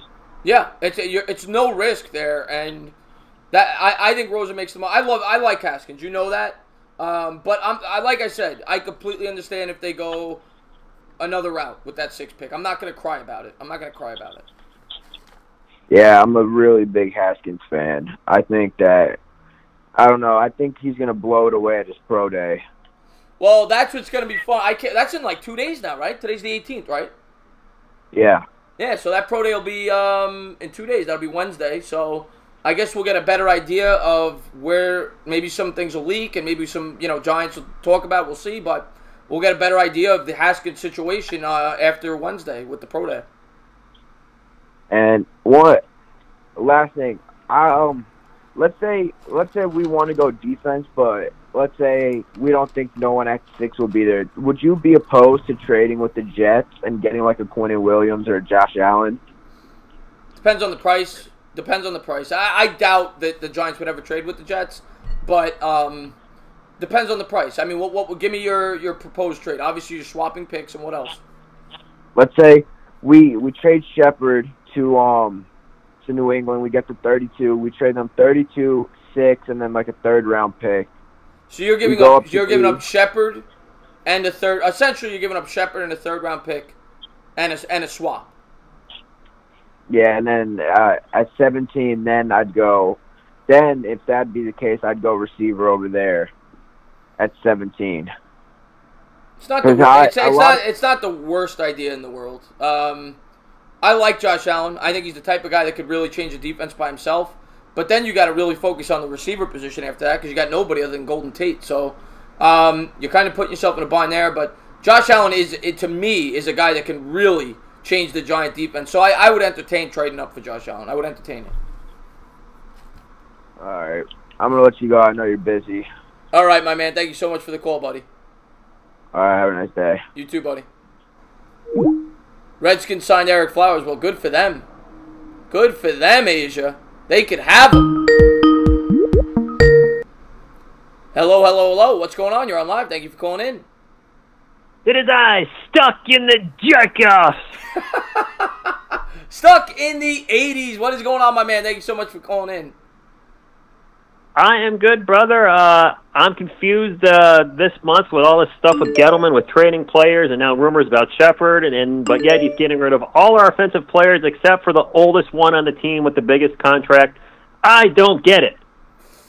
Yeah, there's a lot of things that I don't know what they're doing right now. I mean, I think there's a direction. I think they definitely have a plan, and I think that plan is to focus on getting cap space, I was going to say getting younger, but they signed Golden Tate. But getting cap space, working on the offensive line, that's what they did in getting Zeitler, getting bad contracts off the books. That's certainly what they've done. They got rid of the 2 worst contracts on the team outside of Eli in Olivier Vernon and Odell Beckham with the amount of money they were being paid. So I think he's trying to clean up the books. I think he's trying to create a ton of cap space for next offseason. And I think he's going to make this team very young this year with all the draft picks they have. And next year, I think you're going to see them go out and have a spending spree, much like the Jets did this offseason, and really try to help that rookie quarterback if they take one in next year's draft. That's what it appears to me is going to be the plan. That does appear to be the plan, but for a second or a minute, I'm going to do with you real quick an optimistic mock New York Giants 2019 season. Let's do it. So looking at some stats, and let's say some D gets drafted. We're starting Eli. Golden Tate, looking at his track record, should be good for 80 to 90 receptions, 1,000 yards, 4 to 5 touchdowns. I agree with Sterling that. Shepard, if he's healthy, 65 to 70 receptions, 850 to 900 yards, 5 to 6 touchdowns. Evan Engram, 65 to 70 receptions, 700 to 800 yards, 5 to 6 touchdowns. And, of course, Saquon Barkley, probably going to rush for 14 to 116 yards in his second year, anywhere from 10 to 15 touchdowns. And I think he's going to be good again for 85 to 90 receptions, 700 to 750 yards with 4 to 5 touchdowns. My point here, so you look at all those guys, it's all short possession type receivers. Eli's days of going deeper over, so this dink and dunk offense has been working for the Pats for like forever, the 7 to 10 yard passes. I think they can make this work. I'm going to be optimistic. We get some D, people stay healthy, the line holds up. Write it down, stuck in the 80s is saying stuck in the 10 and 6. Wow, and real quick, Enzo, absolutely, I'm going to give Chewy a shout-out. I'm glad she got over her cancer right there, and she got a job. Well, congratulations to that, Enzo.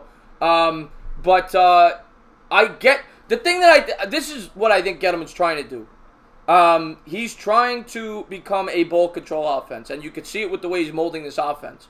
The Giants suffered a lot of times. Even when they would score, it would be very quick, and the defense would get tired out. Now they have a lot of possession receivers. They have a running back. They're improving that offensive line, and I think that's going to be their plan. They're not going to try to outflash you. They're going to try to beat you down by winning the time of possession. That's what they're going to attempt to do this year, and they're going to try to do that by having 12-play drives, even if it results in a field goal, and wearing out that defense. That's the way I think they're molding this offense right now, and I agree with what you said.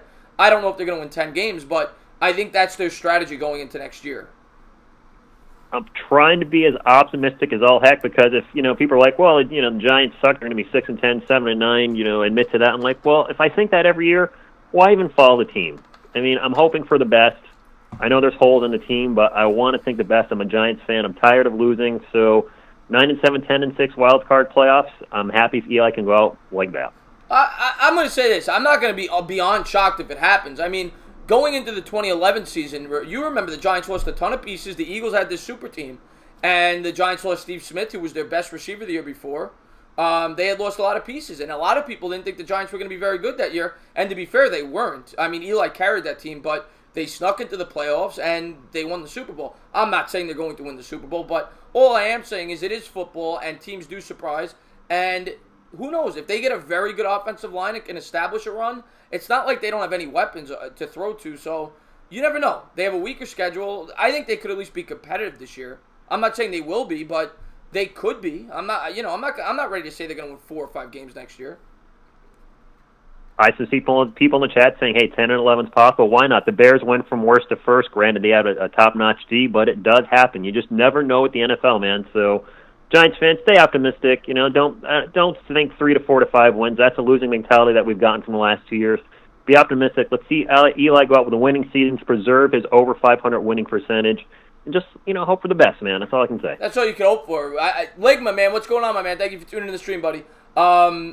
But that's all we can hope for. Hope for a competitive team, a team that's going to go out there and fight. That's all we can hope for. I want to be proud to root for the Giants this year, and I think they're going to start to get back to Giants football this year, whether they finish with 10 wins or 4. But I think they're going to start to. You're going to see them start to get into that direction where we want them to get, and then they're going to need to get the players the following year. I think that's the plan, and I think they'll do it. I think in 2 years they're going to be a competitive football team. I think they're going to be a very good football team in 2 years. Yeah, and former UFC lightweight champion Eddie Alvarez has it right there. Eli play action. That's when he's at his best. They have the quarterback. They have the running back. If the line's better and the receivers are possession, I think it can be done. Chris, I know you got a lot of people calling in tonight, so I don't want to take up any more of your time, but I see you are sniffing on 5,000 subs. It is not that far away, so as long as these free agent moves keep coming and big trades, I know you're going to get a ton of new viewers, which means new subscribers, which means more horn talking. So if you haven't eat fresh and subwayed my man, please do so now. Thank you for taking the call, brother, and have a great night. I appreciate that, Stuck in the 80s, and keep up the great work on your channel as well. Thank you, sir. All right, have a good one. And if anybody has not checked out Stuck in the 80s, please do so. Great guy, puts out good content over there. Who do you think will be Rookie of the Year, Cesar Munoz asks. I got to see where they get put, Cesar. Before I can answer that question, I got to see where the rookies get drafted, what situations they get put in. What's going on? You're on live. Thank you for calling in. What's going on, Afghanistan? Thank you for tuning in. Who's this? It is the movie critic. The movie critic is in the building. What's going on, buddy? How you doing? I'm doing good. Finally recovering over the cold. Okay. I actually just stayed home all day, relaxed, and didn't go to work today. Okay. Yeah. So did you hear about this crazy news about Sterling Shepard and the Giants possibly trading him to the Patriots? Well, I know Bad Dog made a video, somebody told me, but I looked it up. Where did you get his information? Because I don't see anything solid. Really? If you Google it, maybe at the time you were looking, it wasn't up, but it's just a rumor. Let me see. Nothing is official, obviously, just rumors. But if you go, I put it in Google, and it's actually on 24/7 Sports, and Giants Wire is saying that they're committed, and that's just made up. But I don't know. I'm just saying, that is crazy if they're even thinking about doing that. I don't. Well, I mean, it makes sense if they don't plan on bringing him back. He's a free agent. But I would think they plan on bringing him back. So, but if they get if they get the 32nd pick, I wouldn't be that upset. But I would need that. I would not want it for a late second round pick. I don't want to trade him then. Yeah, exactly. So also, the Gettleman thing, man, today. I like that you called him out on it. Well, I mean, I'm gonna say I love Gettleman, but I'm gonna be fair. Yeah. And a lot of, I mean, I probably got more thumbs down for that video than any video I've done in a while, and I knew I would, because you're gonna have Giants fans who, if you say anything negative about Gettleman or Eli, they're gonna get upset. But I'm gonna tell people how I feel, and I don't always want to be one of these guys that just thinks one way. If Gettleman does something, and I still am, I still like that they made the OBJ trade. I just think what he said today was a bunch of nonsense. He knew he was trading him. He knew he was shopping him. And it's a complete lie. And the Eli thing, I don't want people to think I hate Eli. I love Eli, but Eli Manning is not the same quarterback he used to be. Now, I do believe they still could win with Eli if they had the right pieces, but I don't think they're going to be able to construct the right pieces to be a legitimate contender in the next year or two with Eli Manning as the quarterback. So that's the problem I have. I agree with you, but I think the Giants will definitely be better than this year that just happened. I think they'll definitely be better because it's hard for them to be worse. I just can't imagine that. What do you think? Yes, I think they'll be better this year. I do. I'm optimistic about that because it's a second year in both systems, so they'll be more, adjusted. They've brought in guys that are accustomed to the system. Marcus Golden played in the 3-4 for Arizona. Yes, I think they will be a better team this year. I'm not going to say that they're going to be. They might win 6 or 7 games, but I think they will be. They're not going to be as bad. I agree with that. Right. Yeah. So I saw your last mock draft. I liked it a lot. I still can't believe Arizona taking Kyler Murray first overall, but it's insane. Back-to-back years of taking quarterbacks. What are they doing? Yeah. Well, I know why they're doing it. I think it's ridiculous that the GM would hire a coach that he knew would want to get rid of the quarterback he just traded up for. But Kyler Murray fits that system a lot better. And he's trying to operate his air raid offense, and he thinks Murray fits it better. That's why they're doing it. Yeah. Would you be upset if the Giants traded Sterling Shepard? Would I be upset if the Giants traded Sterling Shepard? No, like I said, if it's for the right price, I'm willing to trade. Somebody think second round. I don't know. The 64th overall pick for Shepard. Am I going to be screaming? No, because I mean the only reason to trade Shepard, in my opinion, is if you don't plan to bring him back. And if they don't plan to bring him back, and if they could get a second round, I guess I shouldn't scream. But I don't want to trade him. I want to try to compete this year. I don't think. I'd be surprised if they trade him. I'd be surprised. Yeah, I hope not. I really like Shepard. I think he has potential to be a really good player. Yeah. I wouldn't want to trade him, but especially without Beckham, and they also have Golden Tate, so they have a decent wide receiver squad. And Evan Ingram. Yeah, Evan Ingram. Oh yeah, Evan Ingram was. People forget how good he was last year. Without Odell Beckham, he was playing really good. He was really bad until the last 5 games, but the last 4 or 5 games he was their best player. If you remembered, sorry to cut you off, but remember he was injured in the beginning. That's why he wasn't playing well, I think. Yeah, no. I think Evan Ingram's a part of the future, and obviously Barkley's a great receiver out of the backfield. Yeah, I mean they took Evan Ingram, I think, in the first round, right? So. Yeah, they did. Yeah, so, I mean, if you take a tight end in the first round, you better hope that you could use him as, a wide receiver, kind of. But anything else, buddy, before I let you go? Yeah, just one last question. Who do you have winning March Madness? In your bracket, who do you have in the finals, and who do you have in the, winning it all? Is it Duke? Or? Yeah, I went chalk. I got Duke, and I got Duke versus Kentucky in the finals.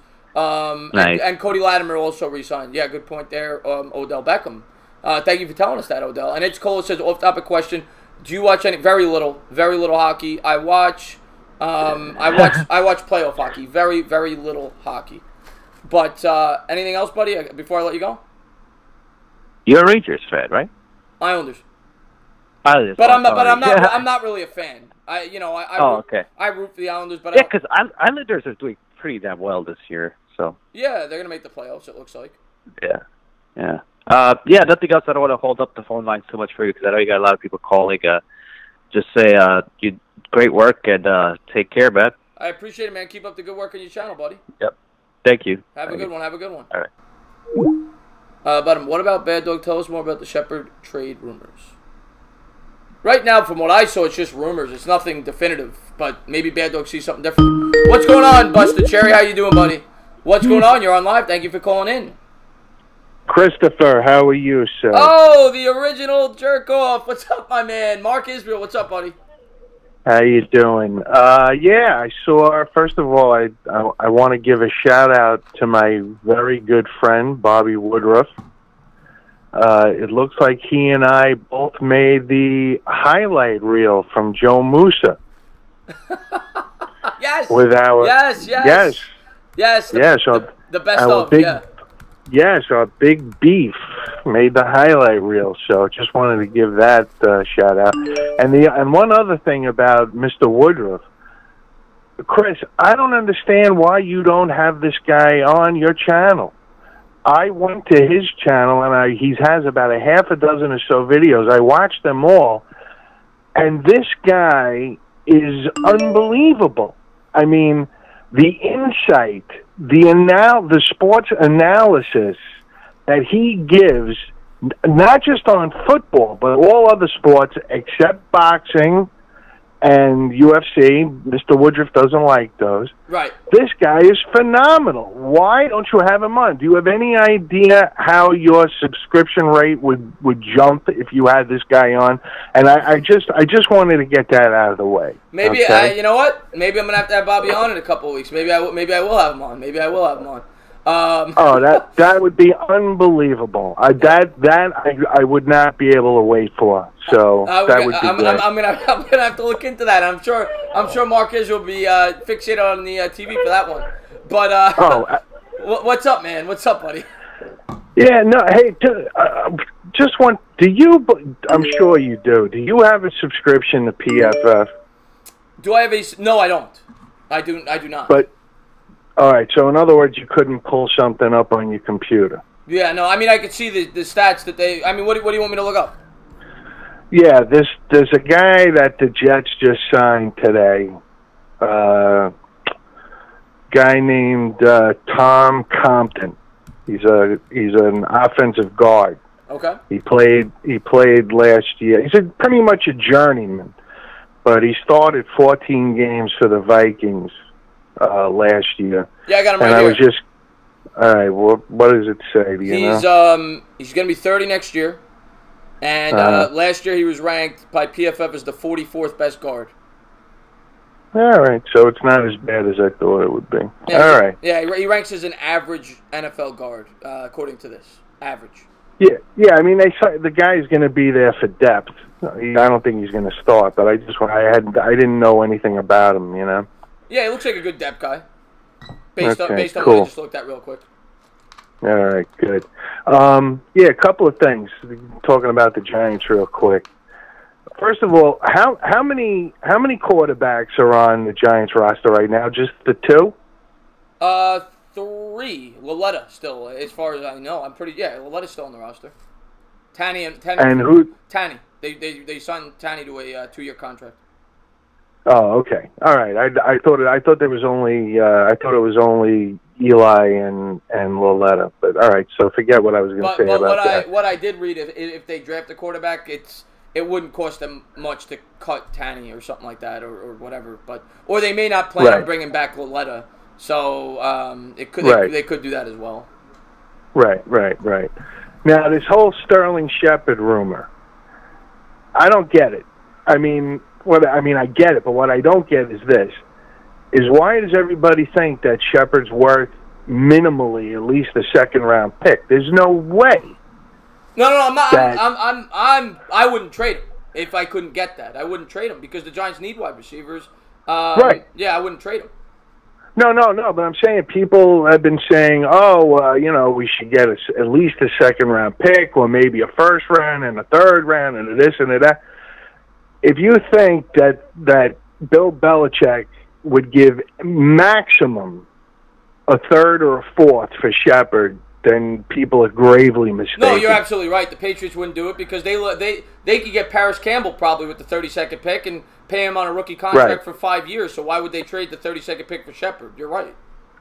Right, exactly. Which is why it doesn't make sense for the Giants to trade Shepard, in my opinion. I mean, we already have so many third-round picks. What we'll just keep Shepard. Keep him. Right, but I mean, even though, regardless, the Patriots don't have a record of giving top picks for anybody. You know. Yeah, no, it's a silly idea for the Giants to even be entertaining. To tell you the truth, they should not be trading Shepard. Right. And lastly, I don't know what to do. You know, I mean, I'm an MSU alum, and I love the Johnnies, so I don't know who to root for here.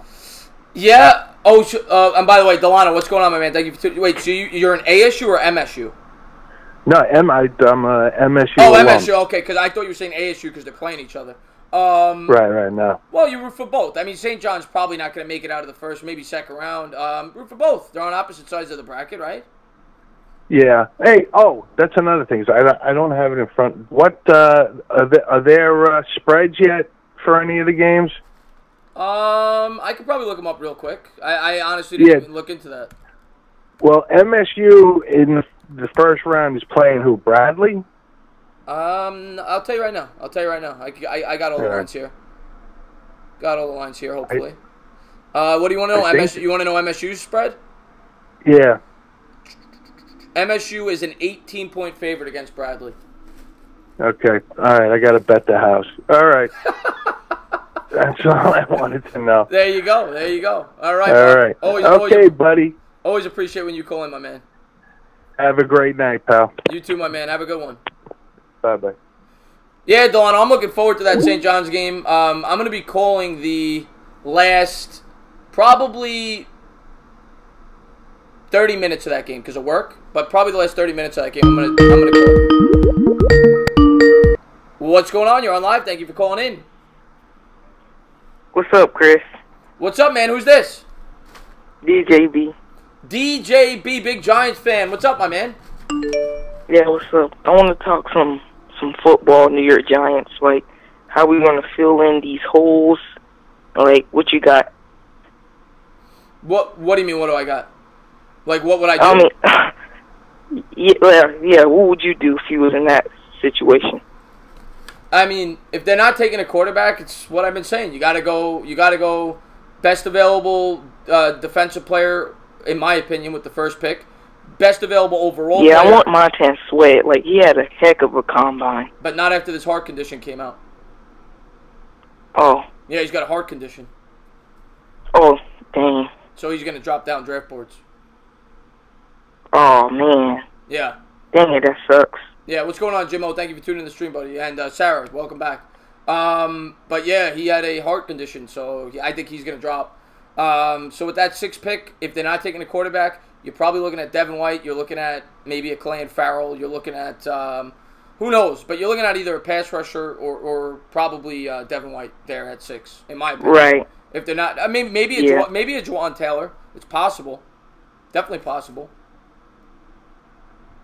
Yeah, but do you think we should trade Shepard? No, because you're not going to get what you want. Mark Israel just said it perfectly. You're not going to get. You'll be lucky to get the last pick of the second round from the Patriots for him. Right. You know, because he's only got one year left on his rookie deal, and then you got to start paying the guy. So he doesn't have that much value.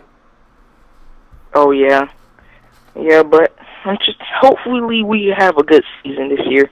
Of course, we always hope we have a good season, man. You got to.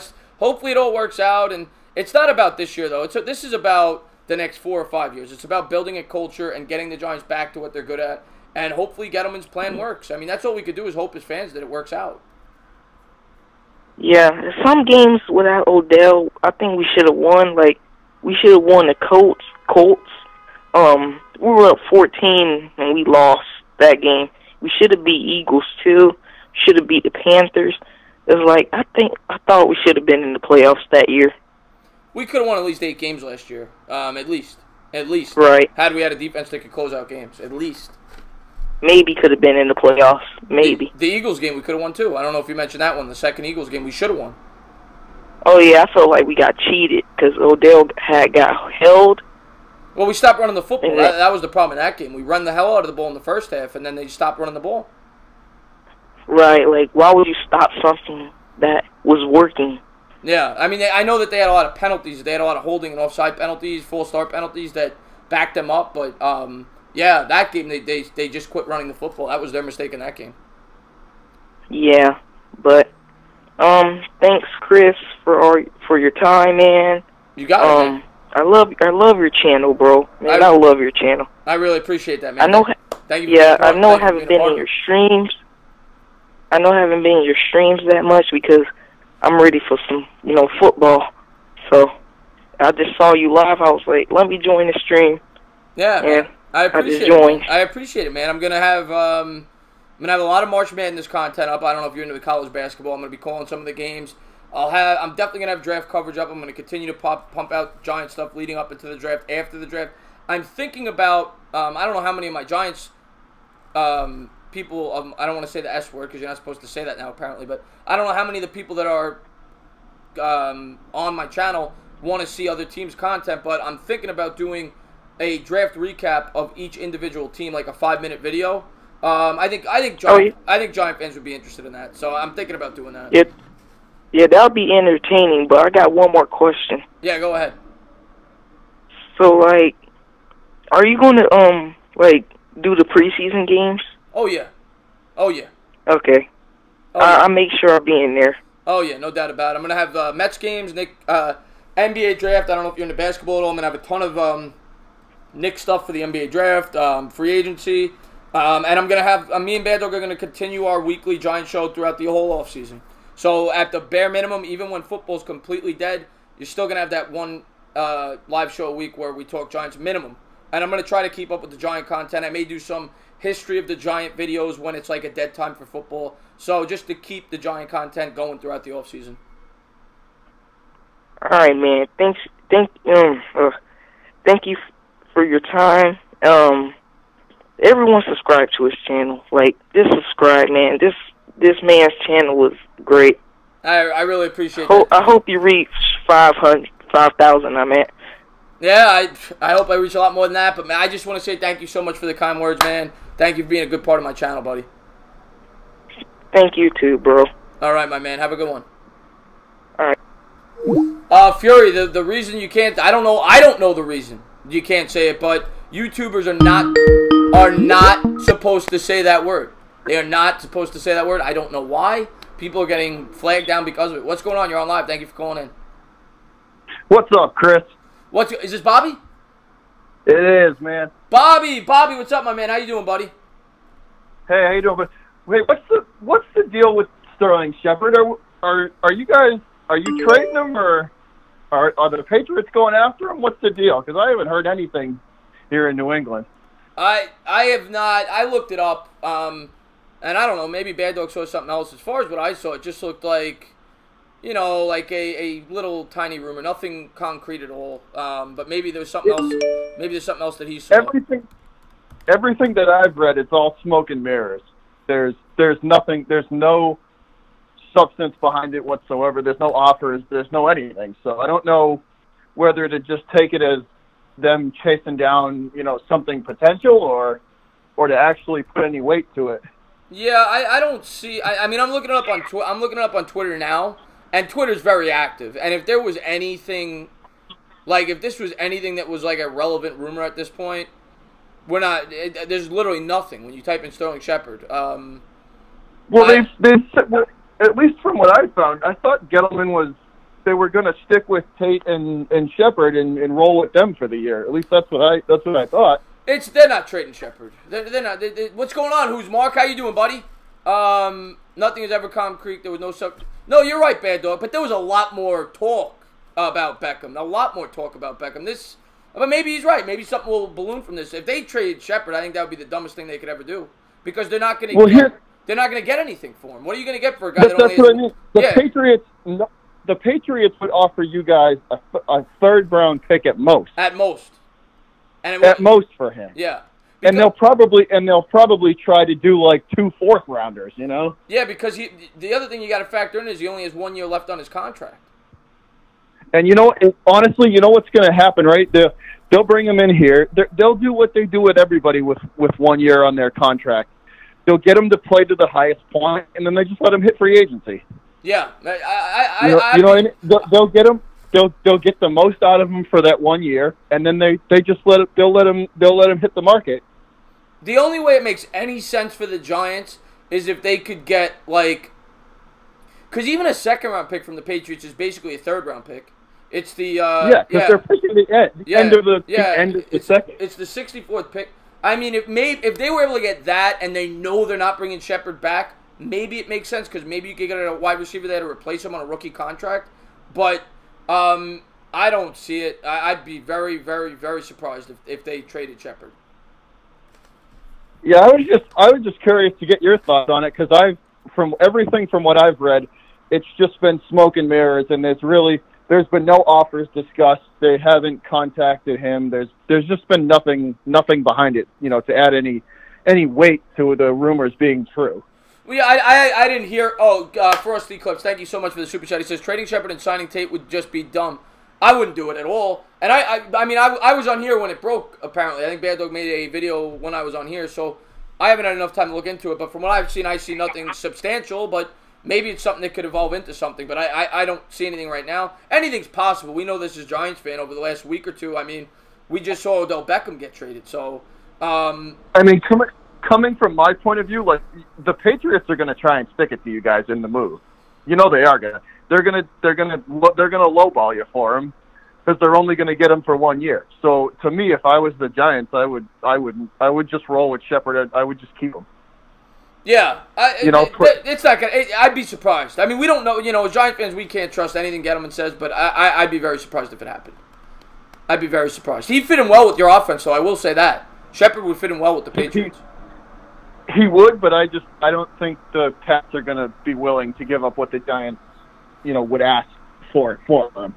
No way. Because I have a feeling that they would ask for like a second, maybe like a second and either a second or a third, and a player, either a second or a third pick and then a player to go with it, or two, try and get 2 seconds, something like that. Try and package a couple of picks for them, as low as they could. As low as they could get them, you know what I mean? To me, it doesn't make sense from a Patriots point of view, and I'll tell you why. You guys have the 32nd overall pick, and I think there is a perfect receiver there for you guys to take that you could have on a 5-year rookie contract that is just as good as Shepard, and that's Paris Campbell from Ohio State, and he's the same type of receiver. He might even be better. He's very quick. He ran a 4.340. He's a beast in college. So he would fill the same need, and you'd be paying him pennies on the dollar. Shepard, you're starting to pay big bucks after next year. So it does not make sense from the Patriots' perspective. I'm in the same boat. Like, I couldn't see them bringing him in. Yeah. But anything else, Bobby? That's it, brother. I was just wondering if you had a Giants perspective on it. That's all. Yeah, I mean, for the Giants to trade him, I got to get a second-round pick. Otherwise, they just hold on to him and hope it works out this year. I'm a Patriot fan, and even I would say that they wouldn't. I don't think they're ever going to give up what the Giants would be asking for him. Yeah. So just hold him. Just keep him. He's still a solid receiver. You hold him, and then you could possibly re-sign him. You could sign him to a similar deal to what Tate got. And then the way I look at it is, you're basically paying Tate and Shepard the same amount of money combined as you were paying Beckham by himself. So it's almost like you're getting 2 receivers for the price of 1, and you make up for his production through those 2. That's the route. And you're going to, especially if you sign him early. If you sign him early, you're going to, with the way the receiver market went this year, you better sign him early because they're going to. I mean, look at what receivers with less talent than him got. You know what I mean? Yeah, and the market was out of this world. Yeah, but they could just let. I mean, if he's going to get to that point, you let him go because he's not worth that. Yeah. No. I hear you. Yeah. But I'm going to let you go in case somebody wants to call in. But I just want to say thank you so much, Bobby, for calling. And keep up the great work on your channel. And just type in the chat. I'll shout out your channel if you go into the chat over there. Thanks, but I appreciate it. You got it, my man. Thank you so much. You have a good one, bud. All right, buddy. Have a good one. Would I consider drafting Sweat in the 3rd round based on... I got to know how serious this heart condition is before I answer that. But right now, I would say yes. What's going on? You're on live. Thank you for calling in. Hey, how you doing? How you doing? This is my first time calling in. What's up? What's up? What's up? Who's this? This is Derek from Brooklyn. Derek from Brooklyn. Oh, you got the Nassau County area code, but you're from Brooklyn. Same as me. I got a Nassau County. Yeah, I got the phone. I got this phone from Long Island. I'm from Elmont, Long Island. I don't know if you know where that is. Yeah, I'm from Long. I'm originally from Long Island. Now I live in Brooklyn as well. But yeah, I got the same thing. I got a 516 area code. But yeah, what's up, buddy? I feel like the Giants is going to surprise a lot of people this season coming up. And the reason why is a lot of teams, they're not going to know what we're going to do because they so used to the main focus is always on Odell. So now they're not going to know. We can motion Tate around. We could, if we still have Shepard, we could do we could have like an offense like how the Patriots have their offense. Yeah. Where they just motion a bunch of receivers everywhere and just confuse the mess out of a lot of defense.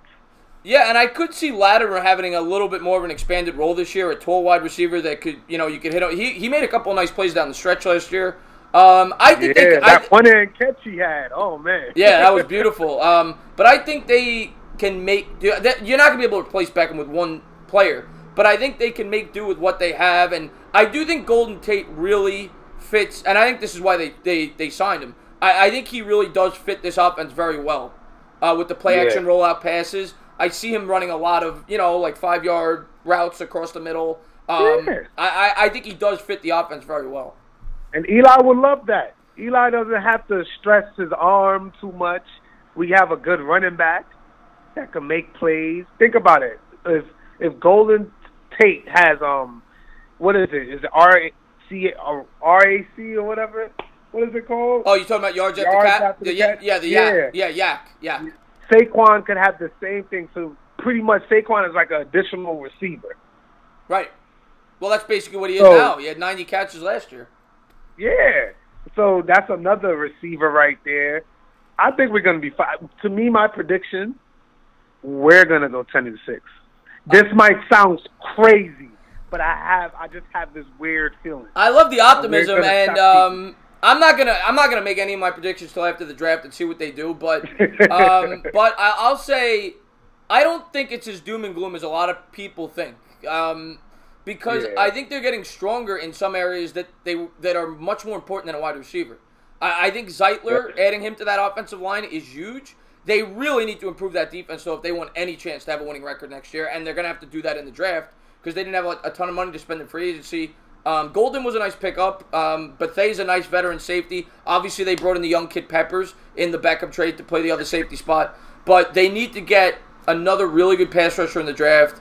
Devin White would be a nice addition in the linebacker spot. So they could do some things. But I'm not all doom and gloom like everybody else. They could have a competitive team next year. Yeah, I think so.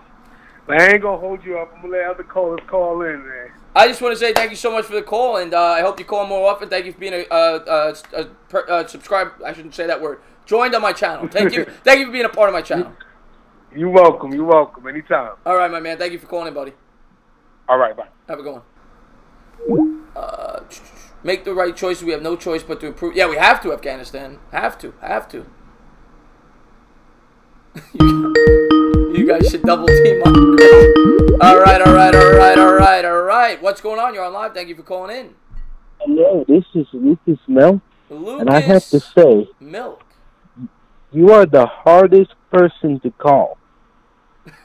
I can talk to Vladimir Putin before I can talk to you. What's up, Lucas? How you doing, buddy? I'm good. What's up, my man? So what did you want to talk about? What do you want to talk about? I want to talk about the Giants, of course. You're a big Giants fan. We know that. Yeah. I think no matter what, we're picking defense with the first two picks we have. I'm starting to lean that way, too. It's starting to look more and more. But we don't know yet. I mean, it could all be smoke screens. They might really like Haskins. They might trade for Rosen. We don't know yet. But I would say it's at least a 50% chance we're not going quarterback in the first round. Because I like our defensive coordinator in Gene Spector. Because in Arizona, he had a consistent defense. Mm-hmm. Which I liked. And it's aggressive. I like the aggressive style of defense. Well, yeah, I like it too. The problem with Betcher's defense, when you don't have the personnel that can get home to the quarterback, it's horrible because it's a blitzing, like you said, it's an aggressive blitzing defense, and when you blitz and you don't get to the quarterback, you're done. I mean, they're going to tear you apart, and we saw that last year. So if they can get the right personnel in here, if they could draft some premium pass rushers, some good coverage linebackers, they really lacked that last year too. The system really does call for guys that could drop back in coverage from the linebacker spot and cover, tight ends, running backs coming out of the backfield. So if they could get more athletic on the defensive end, I think they could have a pretty good year defensively. I do think Betcher has a very good defensive mind, but he needs the right pieces to succeed. Yeah, I'm the same way. I like some of the pieces we have now. I like B.J. Hill and Carter. I think they will develop really well this coming season. I like both those players. I think those were value-wise. Obviously Barkley was our best pick last year, but based on value, those two guys could end up being great picks from last year's draft. You got both those guys in the third round. I mean, Lorenzo Carter and B.J. Hill, they both proved last year to be potential big-time contributors as they progressed throughout their careers. Lorenzo Carter had 2 or 3 really good games. The San Francisco game really stands out in my head. And B.J. Hill was pretty consistent all year once he got his opportunity. Yeah. And I like what Gettleman's doing with the line, because the line is getting better. You don't need the good wide receivers like Odell. You just need to time of possession is very important. Well, I do think it's very valuable to have a wide receiver that could take the top off a defense. But you don't necessarily need. No, you don't need it. New England hasn't had that forever. Well, they had Cooks, but and obviously Randy Moss for a year or two when he was great. But New England's gotten by without having that type of receiver forever. So you don't need it, but it's a nice weapon to have. Oh, Bad Dog, thank you so much for the... Mr. Bad Dog, thank you so much. Get a couple of cannolis on me, Italian brother. I love Mr. Bad Dog, and I think he's going live at 10. So if you want to go over there, I don't know if it's going to be a full call-in show or I don't know exactly. I know he's going to incorporate call-in shows. Doing a call-in show? Yeah, I don't know if it's a full call-in. I don't know, but I know he's incorporating some kind of call-ins tonight. So go over there when I'm done and go check him out. All right, I will. Yeah. I didn't know that. Yeah. Go check him out, man. Go check him out. I mean, I know you've checked him out before. He's adorable. Yeah, I checked him out before. I just didn't know that he was doing a call-in show. Yeah. He said he's going to test it out. All right. All right, Lucas? I don't know if I can talk to you next Monday, because it's going to be a very busy Monday. I hear you, Lucas. I'll be live. I'm moving to a new state. Oh, really? Where are you moving? To New Mexico. Where are you from now? Well, I'm in Colorado now, but we're supposed to get another not bad blizzard, and we want to move before that. All right. Well, good luck with the move. I'll be live Saturday, too, if you want to check it out then. Oh, Saturday. Yeah, I'm live every Saturday. Saturday and Monday. All right. All right. We'll talk to you then. All right, Lucas. Thank you so much for the call, buddy. Yeah. Thank you so much for the call.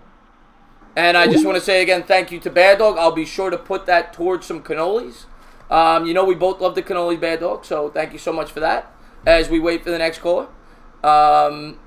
Asia, we love you. You're moving to New Mexico, Scott. New Mexico, not Mexico. Bobby, nothing official yet. Eric Wright, can you remove Chuck Sharts from being a mod for denying my rights as a U.S. citizen? I love Chuck Sharts. I don't know what he did, but Chuck Sharts is great. You've never had a cannoli?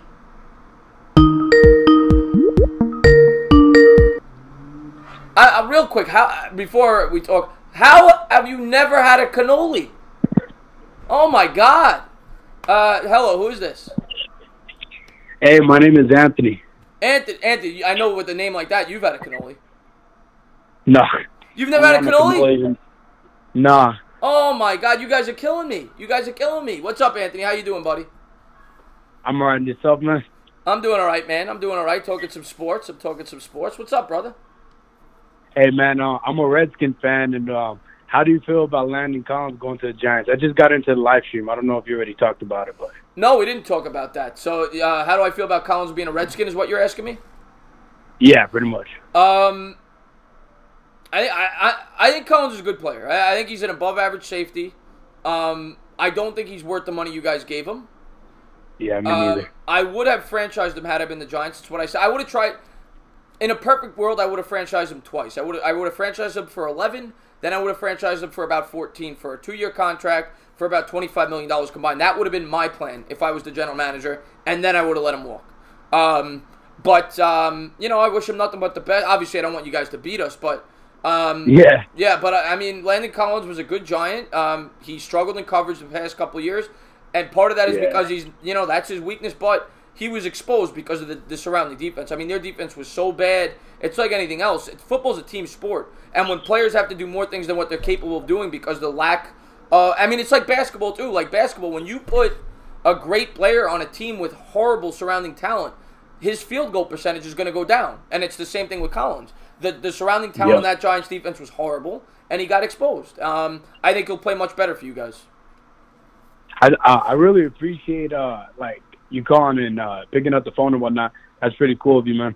Yeah, of course. Landon Collins, though, like you were saying, he's not the best in coverage. He's a really good box safety. He's a thumper, you know what I mean? He's going to put the hits on the running backs that you love to see and tight ends and whatnot. But I just hope that he's not a liability in coverage and we don't get burned too bad on the back end because we did have a good defense before injuries plagued us. Yeah, no, I agree. The Redskins, everybody forgets this. You guys were 5-2, right? It was 6-2 before Alex went down. Yeah, so you were 6-2, and you guys had built an identity there. You became you basically became what I'm hoping the Giants become this year: a ball control offense that wore down opponents, and you didn't make a lot of mistakes. Smith barely turned the ball over, and you had a stout defense, and then you lost that identity with all the injuries you had, mainly to the quarterback, but. The Redskins could easily get back to being the best team in this division. I'm not going to pick you guys. I'm going to pick the Cowboys, but I'm not sleeping on you guys. Now you need to address the pass rusher, which I think you guys will probably do in the first round of this year's draft. Number 15. Yeah, that's what I think you'll do. But and Crowder, you lost Crowder. So yeah, that sucks, man. Yeah, so he was a good weapon for you guys as a slot receiver, but I still think the Redskins could be a pretty solid team next year. Yeah, optimism is high for me. I hope we get a quarterback in the second or third round that can fill in the shoes until we can get Trevor Lawrence. You know what I mean? Yeah, well, I mean, Keenum could be that guy for 2 years. You don't know, you know? Yeah, because Lawrence comes down 2021, right? Yeah, Lawrence will not be in next year's draft, the year after. Then I don't know about Case, man. Case is kind of like a hit or miss type. Everything needs to go right for him to be a good quarterback. Oh, I'm not a huge fan of Case Keenum. He's a stopgap quarterback. He's not a long-term answer. No, definitely not. Yeah, I was disappointed. Like, I wasn't mad about it. It was only a 6-rounder, but I was disappointed that we even traded for him. I would have much rather traded for Josh Rosen if he was on the table. The one thing I'll say about and obviously he's not a difference maker, but the one thing I'll say about that trade, you guys gave up nothing. I mean, they literally they ate his entire contract. I think he was due $15 million. You guys are paying $3 million, and you gave up a 6th-round pick and got a 7th back. You basically got Keenum for free. And pretty much. It's not a bad move for you guys. He's a guy that could hold the fort down for a year or two until you figure out what you want to do at the position. And if we are tanking, then I guess he might be the perfect quarterback for it then. Yeah, but we'll see where it goes, man. But anything else, buddy? No, that's it, man. Again, I appreciate you picking up the phone, and I'll be sure to subscribe, man. Oh, I appreciate that, man. Thank you very much, buddy. All right, thanks, man. You have a good rest of your day, all right? You too. Have a good one. All right, bye-bye. And what's going on? You're on live. Thank you for calling in. Oh, wow. Hi, this is my first time calling in. Oh, good stuff, good stuff, good stuff. Drop the... Oh, 1 second. Let me drop that bracket so Bad Dog can join. 1 second. That's the link to the bracket challenge. Winner's going to get a fitted hat. What's going on? Who's this? This is Sam. Sam, are you active in the chat, Sam, or no? I comment here and there. Okay. I'm listed as Sam Rim. Oh, okay, yeah. What's up, buddy? Yeah, I was just wondering, did you get a chance to listen to that radio interview with Gettleman? With I didn't hear. I heard the. I heard the initial one. I didn't get to hear the one on WFAN. But I heard about the quote everyone's talking about. But by then my video was already up. But yeah. Yeah, I think. I heard that he was saying that he would go after. He didn't definitively say, to my knowledge, that it would be this year, though, right? He did. He said this year. Yeah, Mike asked a couple of times throughout the interview if he was going to go after a QB this year, and originally he said, "Yeah, well, if it comes out right, we'll get a QB." And then at the end, when he was asked again, Mike asked if it was going to be through the draft, and Gettleman said yes. But through the draft doesn't mean this draft. This year. He specifically said this year. Yeah, from my recollection. Okay, I didn't hear it. That's why I'm asking. Yeah, no, I mean, normally I take all of these with a grain of salt, but he was pretty truthful, and I definitely take a listen to.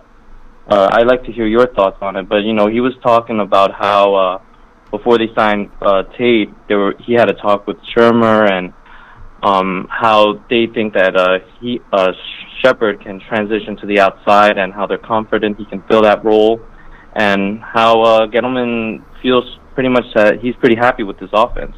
Obviously, if he feels like there's a draft player that can perform better than the current O-line, then he'll draft him. But overall, he was pretty happy. I think that I think Shepard could definitely play. He's not a number one, but I think he can be a guy on the outside. He's proven that before. I think his natural position is the slot, but Tate's a better slot receiver. So I think that's what they're going to do. But as far as the quarterback, now, and maybe he does have a quarterback in mind, but if the quarterback's not there, say the rumors are true that they're not interested in Haskins, and Murray's not there, they're not going to go quarterback at 6. Then what worries me is that they like Daniel Jones and they take him at 17, because I don't want that. I personally think that's all smoke about them not liking, Haskins. I don't know why they would. We'll see, man. That. We'll see. No, I don't think they leaked it. I mean, basically, if you read that report, it was basically just like some woman that worked at ESPN that I guess is around some of the people from the Giants. She gave no names. We don't know who she was referring to. She could have been referring to Joe Schmo, for all we know, an assistant scout. But she basically said, from what she gathered, based on what the people from the Giants organization were saying, she thought that they had limited interest in Haskins. But nobody that was of the Giants came out and said that. Yeah, and I think it's suspicious that everybody says the same negative thing, right? It's not that it's not even we're looking into it. It's we're not even working on him, and that to me is suspicious. And you know what? They want. I think it was Schumer that said, the first thing that they look for in a QB is a QB with good instincts. And Haskins, he's not mechanically there. He has some things he can fix, but he's a QB with who makes good decisions and can read defenses. I don't see why he wouldn't fit as the Giants QB. That's just my opinion. Yeah, I mean, we'll see. You're right. Yeah, I'm gonna tell you. I just want to say, Skins fan all day just popped in. Love that guy. Showed me a lot of love today. Do me a favor, everybody. Go on over there. Check his channel out. Really good guy. And he's got a good channel he's working over there. So if you're a football fan, go and check him out. Please do so. But as far as you talk about with Haskins, I think Haskins would fit this offense pretty well. I really do. He's accustomed to throwing those crossing routes across the field in Ohio State. Those are the screen. I think Haskins would fit well here. But especially with the weapons they have. But I don't know. We'll see. That's all I can say. Yeah, we'll see. I don't know. That being said, if we take a QB at 6, which position would you prioritize at 17, and which player would you like? If we take a quarterback at 6, you got to go best player available. If there's no great pass rushers there, you go. I mean, it depends who falls. Like if Juwan Taylor falls there, and there's not a great pass rusher, you could go offensive tackle. If if Greedy Williams is there or DeAndre Baker, who I like, and there's not a great pass rusher, you could go there. The Montez Sweat thing hurts the Giants because that's one less guy that could get drafted in front of them. If he falls out of the first round now, so that kind of hurts the Giants a little bit, but we'll see. Yeah, no, I agree. I mean, it's about the best player available. Yeah. And that actually leads to a kind of a request that I kind of hope. I was wondering, do you think maybe like a week before the draft, you can make a video of your potential Giants draft board? So not a mock draft, but a ranking of what you think, how you think the Giants rank the players, and it's kind of who's ever available at the top, who's still available, they would pick that one. You think we can do something like that? I think that'd be pretty interesting. I kind of did that, but it was you probably saw the video, right? I kind of did something like that, right?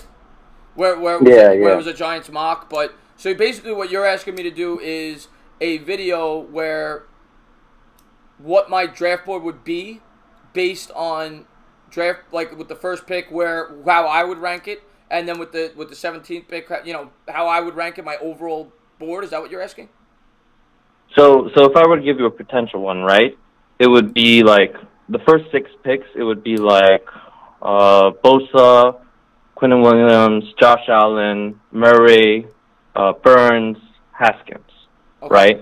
And then but then obviously as players get eliminated, those players get scratched off in that list.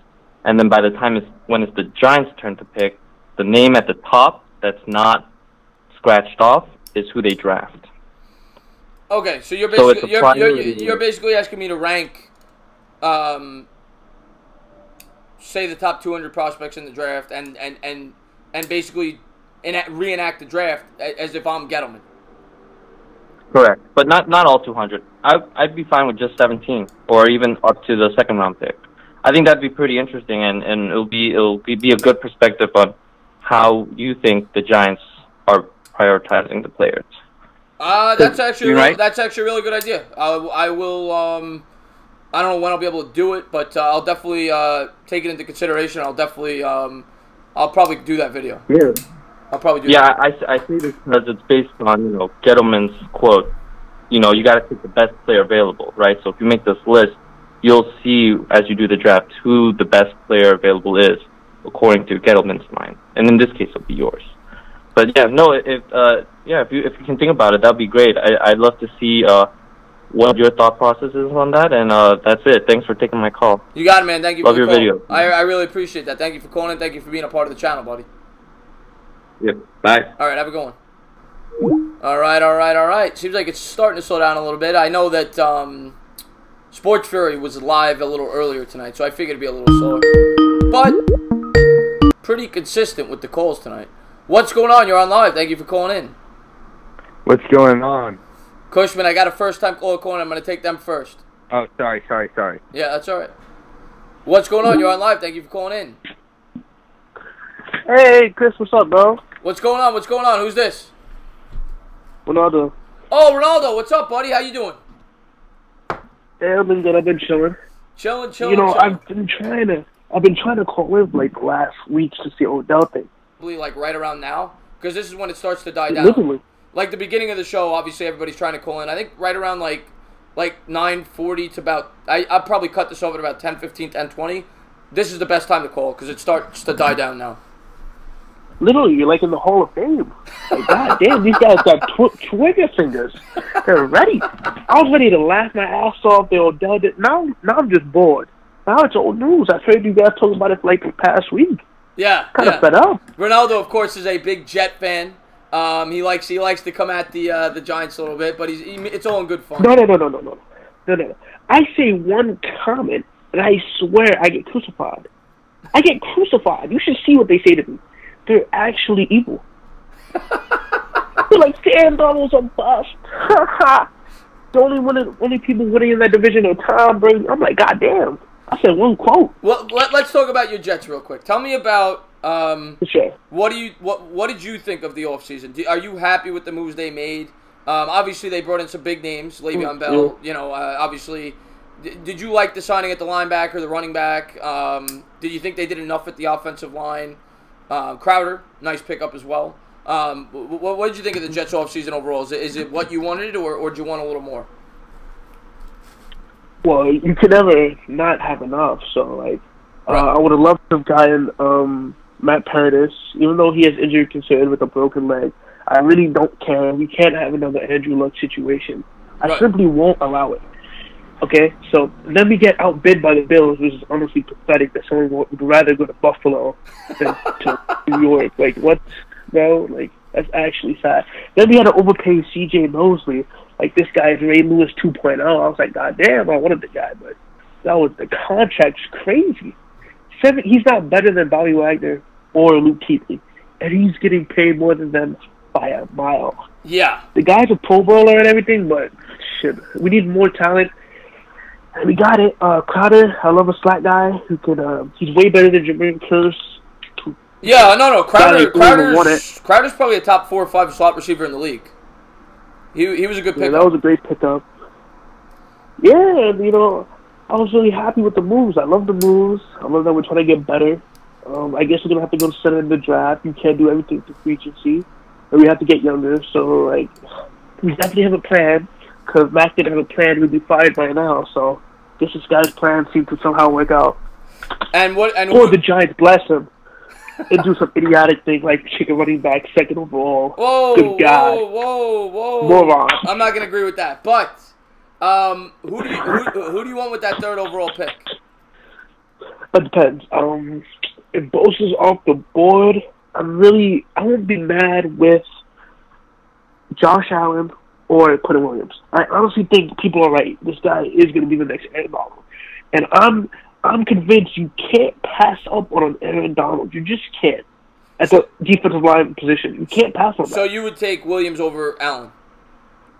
Yes, I would take him over Allen. Yeah, I love both. To be honest with you, I love both of them. I think they both do a lot for your team. You can't go wrong. Yeah, I love both of them. Josh Allen, I think, is perfect for both of our defenses. I think he projects beautifully as a 3-4 outside linebacker. So I'd be thrilled if he ever fell to the Giants. I know it's not going to happen. Wait, so you're not going to go quarterback? If Josh Allen was there, no. I'd have to take Josh Allen. Wait, so if you're the Giants, so wait. If you were the Giants, you would take Dwayne Haskins over Josh Allen? Of course. No way. What did you take a running back for then? No way. You have a running. It takes 2 years for a quarterback to get good in this league. We've had enough tape, and we understand that. 2 years. Listen, I completely get your standpoint. The court, you watch my videos. I like Dwayne Haskins. I would be happy if the Giants took him at 6. But Josh Allen is too talented. He could have like a. I'm not going to say Lawrence. He's not going to be Lawrence Taylor, but he could have that type of effect of it on a defense. Like, he could make a defense a lot better by himself. That's how good I think that guy could be. So you guys are truly going to tank for Tua next year. Like, that's just the plan. So if you're saying that, then Rover was right all along, and I think that guy's an idiot. So that's crazy. Yeah. Wait, who do you think's an idiot? Oh, Rover's an idiot. I mean, Rover. This guy is crazy. He's crazy. But you're like his biggest supporter. Oh, I love him because he's crazy. That's the thing. He's just like Dave Gettleman. I can't get enough. What are you going to say next?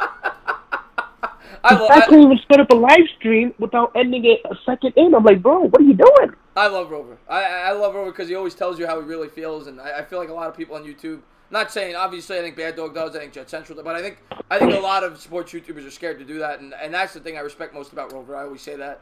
And crazy people are never wrong. And I think he's very entertaining. I do. He's definitely entertaining. Yeah. So you guys are going to get a quarterback next season. That's the plan here. Yeah. But, we'll see, man. I don't know what they're going to do right now. I'm kind of up in the air. You hear some reports that they're not interested in a quarterback. You hear some reports that they are. We're just going to have to wait and see and wait till draft night. I mean, it was the same thing last year. You heard reports that Darnold, then you heard reports that Rosen and Barkley and trade down, and, we didn't know what the hell was going to happen. And they ended up taking Barkley. And I thought for your Jets last year, I really believe this. I think you guys traded up last year from 6 to 3, thinking that you were going to get Mayfield. I still believe that. Yes, I still believe. Yes, I do believe that. I think they traded up to get Mayfield, not to get Darnold. And I don't think they were in love with Darnold. I think they obviously liked Darnold. And I think when he got to them at 3, they were like, well, we got to take him. But I think the guy that you guys really traded up for was Mayfield. Yeah, because he's a win-now quarterback, and he was ready. He was more ready with our roster. Like so Darnold was more of a process, more of a what's it called? It was going to take time for him to be ready to be a true NFL quarterback. But I'm happy with that guy. I just want to say thank you to John Schmidt for the super chat. He says Rover is the YouTube Skip Bailey. That's a perfect comparison for Rover. Yes, and they're idiots. They're both idiots. But we should make a TV show together. Oh my god. But as far I couldn't as put it all. But as far as I got thrown off there. We were just talking about Baker and I think Darnold. That's what Dave Gettleman was saying when he drafted Saquon Barkley. Oh wait, I don't know what I'm doing here. Wait, the clock is on. Wait, I gotta take a draft. You're never gonna let us. This is just gonna be a constant battle for years to come. But I think I do like Darnold for you guys. I'm not gonna say he's as good as Andrew Luck, but when I watch him play, that's who he reminds me of. And I think he answered a lot of doubters last year. If you watched him the last 4 or 5 games, that guy can make every throw. I have. Yeah, I know you did. I know he can make everything. And then the blasphemy of Rover. This is why I have a debate with Rover, because the guy says my guy's a bust. The things he said, I had to screen record them to make sure that he actually said them, and he did. That was truly a shame. Ronaldo, man, I'm gonna let you go, man. But you're always a great caller. So I just want to say thank you for calling in, and I'm sure we'll talk soon, buddy. Thank you. See you next year, man, because this won't happen again. Well, like I said, try calling in at the end of the shows. You always get in at the end of the shows. All right, see you, Mr. Hollywood Hall of Fame. All right, buddy. Thank you so much for calling in. What's going on? What's going on? You're on live. Thank you for calling in. Hey, what's going on? What's going on? Who's this? This is David. Nice to meet you, man. I've been watching you for a while now. Oh, I appreciate that, David, man. What's your? Big Giants fan, man. Big Giants fan. What's your name what's your name in what's your YouTube name? It's Money Plays Mutt, but it's just for Madden. Okay, but I don't think I recognize you. You're probably just the guy that just watching. I've been watching you for a while now.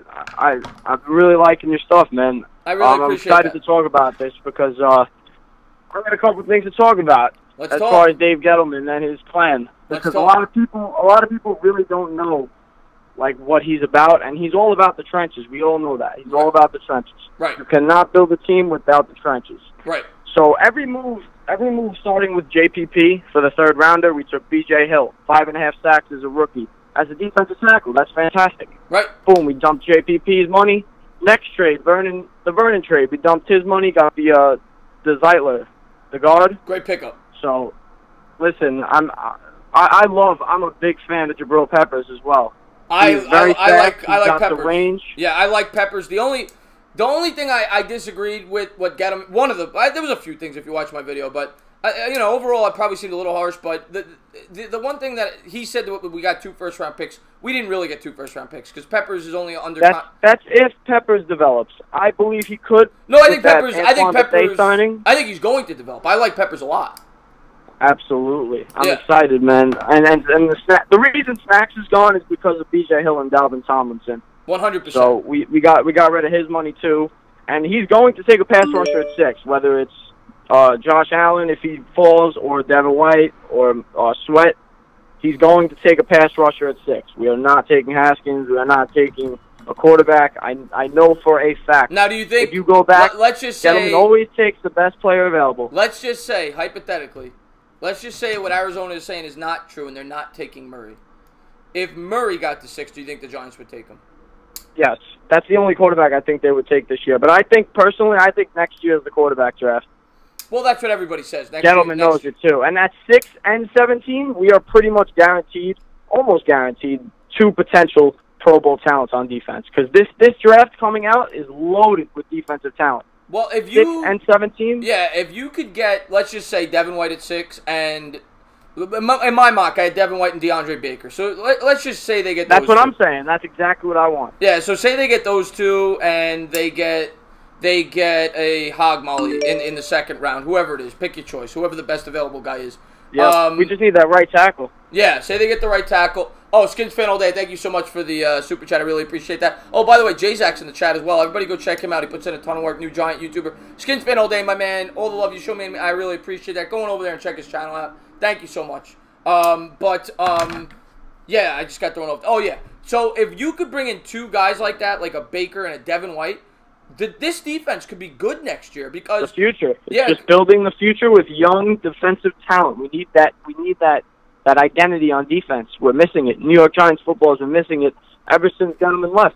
Yeah, and you look at this defense next year, if they were able to do that, I would assume they let Goodson walk, or he takes a, he's not making much, so he'd probably just be a sub linebacker or whatever. But you'd have Ogletree and White in the middle. You'd have who knows is the other pass Carter, Lorenzo Carter, I expect to develop as well. Carter and Golden on the edges, and then you'd have a good secondary there, possibly Devin White. Yeah, the good secondary with the safeties you brought in, and Jenkins at one corner, and Baker at the other. When we traded Odell, I know it's going to help in the long term. Everybody's bugging out now, but just wait. It's going to pay off, and we are going to win this trade. The Browns are going to be in a disaster in 3 years. Well, I think they're paying Odell and Jarvis Landry 12% of their salary cap. There.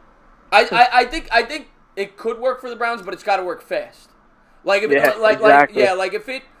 Baker Mayfield hits, how much? What has he got? Probably 3 or 4 years left on that rookie deal. If they don't, Kareem Hunt's going to need a deal. Myles Garrett's going to need a deal. And Joku's going to need a deal. Yeah, they're going to fall apart. If they don't win over the next, we'll say 3 seasons, that's a failed experiment. Yep. It's not long-term success in Cleveland. The Giants are trying to set it up for more long-term success. That's the. And listen, I'm glad we got rid of Beckham now because say we did keep him for the next year.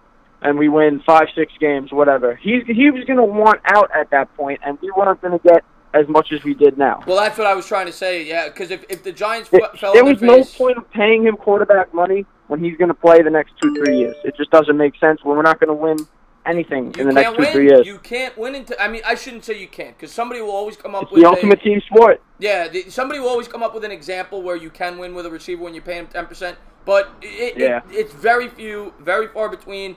The wide receiver, I will argue, is if it's not the least important position, it's in the bottom 2 or 3. And to pay a wide receiver that much money, it's all replaceable positions, man. The most important is getting an identity. Trenches wins the games. Period. It might be boring, but it's what's effective. Exactly. And in 2007, we were loaded with pass rushers. And Tevin, I love Tevin. Tevin is a big Beckham fan, I think. And he's saying we make. I love Beckham. He's saying we make no sense. I don't know how it doesn't make sense. I'm glad. Listen, I love the trade. Everybody's overreacting. All my friends are like, "Oh, they're all fake Giants fans. They don't understand." Dude, this was a team decision. This was a team business football decision. Did you watch Gettleman that conference today? I saw the. I didn't see the one on WFAN, but I saw the initial one. Yeah, man, I watched it. It was pretty good. He explained all the questions that everybody had. You know, why did we sign him to the contract? You know, instead of franchise. If we would have franchise tagged him, it would have been different. It would have been a lot different. I just don't think he's not worth it. I just don't think he's worth it. Yeah, I'm with you, man. I don't think he's worth it either. And load up the pass rushers, get some ballers, and listen. Everybody is forgetting about Sam Beal. Another guy.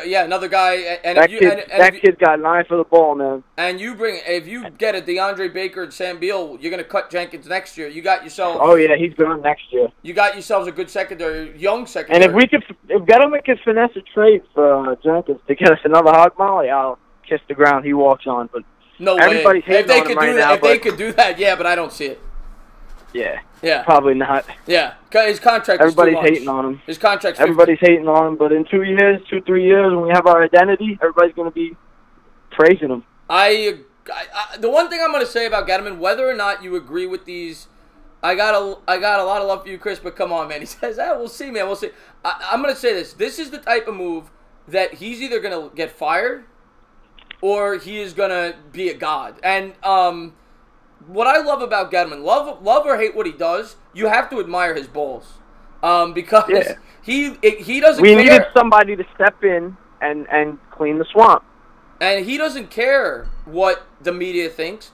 He doesn't care what the fans think. He's going to go out there and do what he thinks He's is best. single-handedly taking every single Jerry Reese signing and turning it into an asset that quickens our rebuild.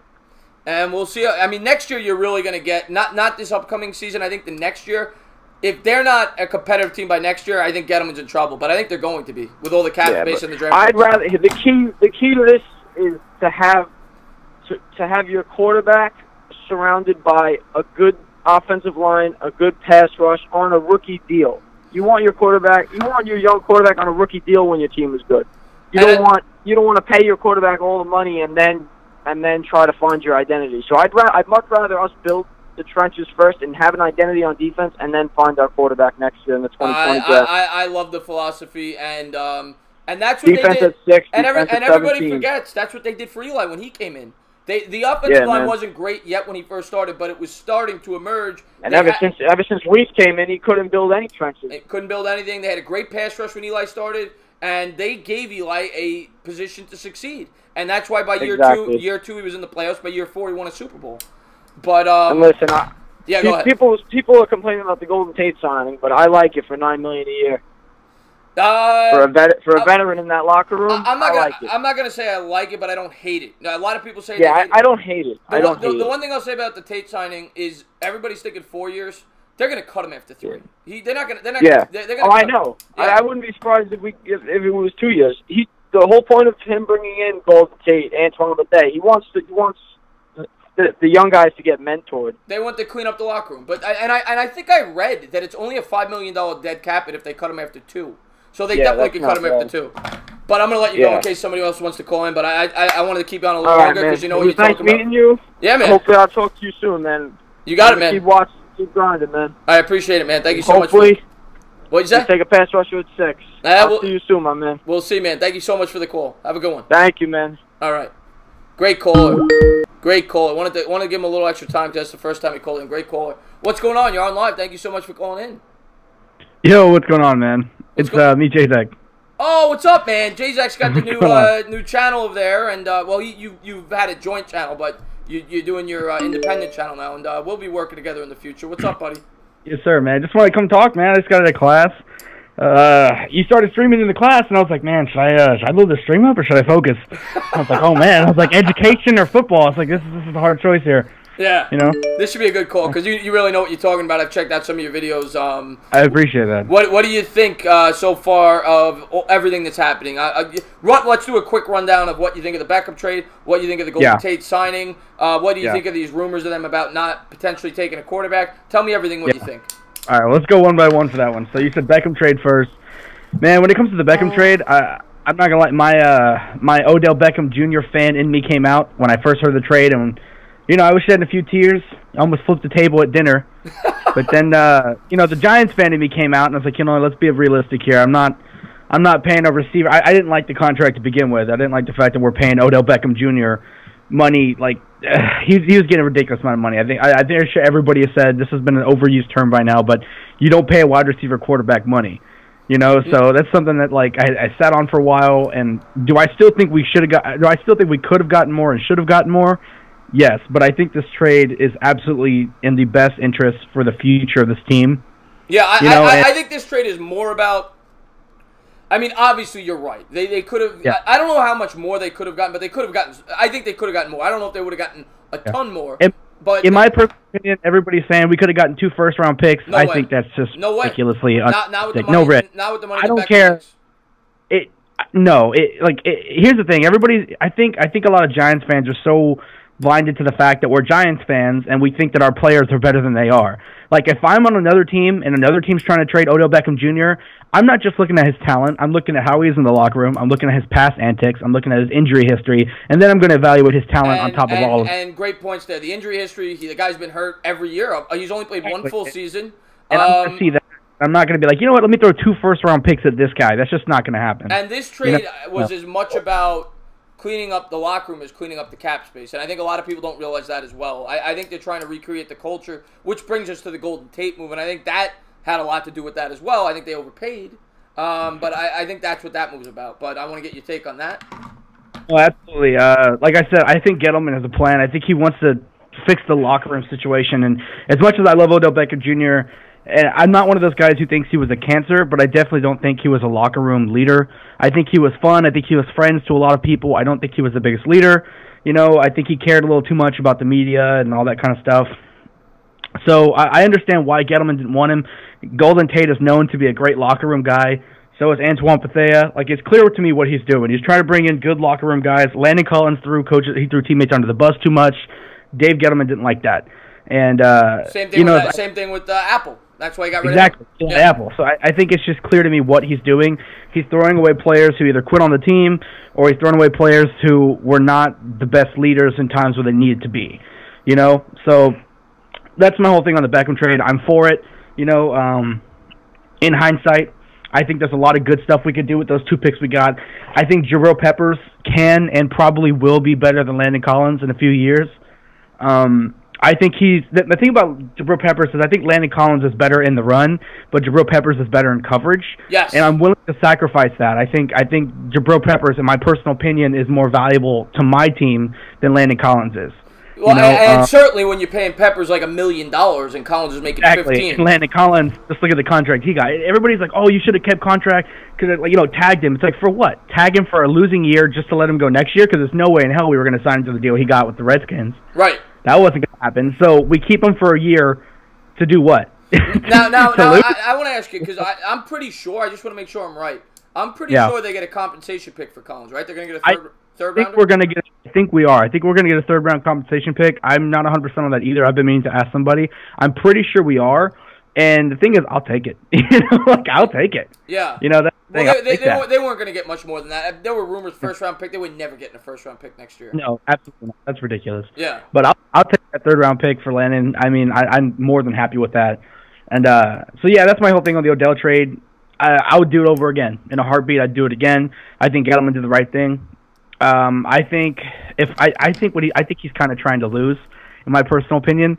Like, he could have traded Odell next year. Either he's trying to lose a little bit, or there's players in this draft that he really wants, and trading Odell this year was the only way he could get him. So I definitely think there's a huge plan going on in Gettleman's head. I don't agree with everything he says, but at the moment I'm trusting in what he's doing with the team. I know like the main consensus right now is that he's an idiot and we should fire him. Yeah, no, I definitely don't think he's an idiot. There's some things that I question, but overall, I like the direction of the team. I like that he's building in the trenches because that's what wins, and I like that he's trying to get younger with all the draft picks, and he's getting rid of guys that were not the best teammates in the world, and he's basically. I still think he signed Beckham knowing he was going to trade him from the start. Oh, I absolutely. Here's the thing. I don't even think that I know that. Yeah. I know he signed Beckham knowing he was going to trade him, because if you don't sign him, you can't trade him. Right. So he signed him saying, "You know what? I'll take dead cap for some more valuable." It's either I let him walk right now and get nothing, or I take some dead cap and get something valuable out of him. And I will take Odell's dead cap with a first and a third and Jabril Peppers. I would take the dead cap over nothing. Yeah, because the dead cap, it will be gone. I think they still have a little bit of a cap hit after this year, next year, and then it's gone. And next year, the cap is going to be huge. Yeah. I think it's supposed to be like $100 million. I'm so excited for that. Oh my God, next year's offseason, could you imagine the videos we're going to be making? Going through a sale, we're just going to be like, "Oh, I'll take this, I'll take this, Yeah. I'll take some of that." Like, we're just going to be putting our hand in. And if they can improve this, and you look at the pass rushers that are going to be available next year in free agency. Look at all the guys that got franchised this year. They're more than likely going to hit the open market next year. Tank Lawrence, Jadeveon Clowney. You're going to have big names there that you could add as an edge rusher next year. So the Giants are going to have options in free agency. I really think the Giants are going to be very good in 2 years. I really do. That's been my thing. I even said this last year, the year we drafted Odell, back when I was on another channel before I had my own independent channel. I was saying I think this team is going to be bad for the next 2 years, which would include this year. And I think after that, if we continually have good drafts, I could see this team being maybe not contenders for the Super Bowl, but actually making big leaps forward in 2 years, which would be not this upcoming year, but the year after that. That's what I meant. I think in a year or so from now, with a good draft and good free agency, if we spend our money right, I could actually see this team being something serious, and in a way better place than we were 2 years ago. And what do you, real quick, what do you want them to do in the draft? Like, give me your opt. So, let's say the Cardinals are telling the truth about the Murray. I know you like Murray. He's off the board. What do you want? I'm crying with no Murray. I'm crying. I'm crying with no Murray. So first off, I want to address this. To answer this, I have to answer the Sterling Shepard trade, rumors. And if you're going to ask me would I trade Sterling Shepard for a second-round pick to the Patriots, I would actually say yes. A lot of people are going to sue me for that. Like, they're going to be so angry about that. But I would. I think NFL fans in general underrate Sterling Shepard, but I think Giants fans overrate him. I think a second round is. I wouldn't do a third. Oh no, I wouldn't do a third. Yeah. I would do a second or like their late first round. I would take one of those two. Like if they gave me the second round pick, I'd say yes. The third, definitely no. And you're going to see what I would do with that second round pick in a second. I'm going to go ahead and give you my little due process here. Let's do it. So I would trade Sterling Shepard, get that extra second round. So now the Giants have 2 first-round picks, 2 second-round picks, and a third-round pick. Right. That's looking like a good shopping cart. I'd like that shopping cart. You got 5 picks in the first 80. So with my 6th pick, obviously I would probably take Josh Allen if he was there. I'm trying to think. All right, give me a list of people who are there at 6 because I don't want to just. All right. I'm gonna give you the first 5. I'm gonna have my mock. I'm gonna have my first 5. First pick Kyler Murray. Second pick we'll go Bosa. Third pick Allen. Fourth pick Quinnen Williams. Fifth pick Jawan Taylor. Give me who you're going at 6. First off, I really disagree with your Jawan Taylor pick there, but let's go ahead and keep moving forward. All right. Who do you want to say there? It's okay. No, we'll stay with Jawan Taylor because either way, I have a tackle going to the Bucs, so it's fine. Yeah, pick your tackle, whoever. Yeah. So, man, here's the thing. I love Devin White. I'm not as high on him as you and Bad Dog are. I think he is kind of a liability in the run game sometimes if he has to take on a blocker. But his sheer talent alone, if we can coach Devin Bush, if you can coach Devin White up and get him better and more physical in the running game, it's Devin White all day, every day at 6. I agree, I agree with everything you just said. I think Devin White is a liability in terms of a tackler. You can see that on the film, but he's too much of a potential talent in my opinion. He's still learning to play the position because I know you know that he was a running back in high school. Yeah. 4.42. Yeah. But the potential is through the roof with him, and he's a great character guy too. Yeah, and I have to be honest, I'm one of those guys who typically do not. I never like to draft somebody off of what they could be. I like to draft somebody off of what they are. Devin Bush, I would actually make the exception for. You mean Devin White? Devin White. I'm sorry, I keep saying Bush. Devin White is one of the few players in this draft I would actually make the exception for drafting for who he could be versus who he is. Bad Dog, I'm J-Zek in the red zone. Thank you. Sorry, I saw your chat. He asked he was on the phone. Oh, yeah, J-Zek. Devin White is one of the very few players. You'll be seeing J-Zek. We already talked, and I'm sure we'll do a collaboration with you as well. We're going to be working with Kid Blue. We're going to be doing a collab with Kid Blue. I'm sure we'll probably bring you on our Giants show one of these days. Me and Kid Blue actually already did a collab. It's on his channel if you guys want to check that out. Yeah. But Devin White is one of the very few players in this draft I would take a chance on drafting because of strictly off of what he could be. So give me a number because I do want to go corner at 17. I don't know what corners are available. In my personal opinion, Byron Murphy, best corner of the draft, and then DeAndre Baker. So I'd like to take one of the two of them at 17. I'm not a big fan of Greedy. Not a big fan of him. Now let me ask you about Greedy, though. Because I personally think if he's there at 17, I agree with you. DeAndre Baker's my number 1 corner. That's why I had him mocked to the Giants. But I do think if he's there at 17, the Giants will take him. In my opinion. Now, do you think Greedy Williams could drop to the Giants? Absolutely. Here's the thing. I think any 3 of these corners could drop to the Giants. I actually think one of these 3 corners will drop to the Giants. Oh, I think two will.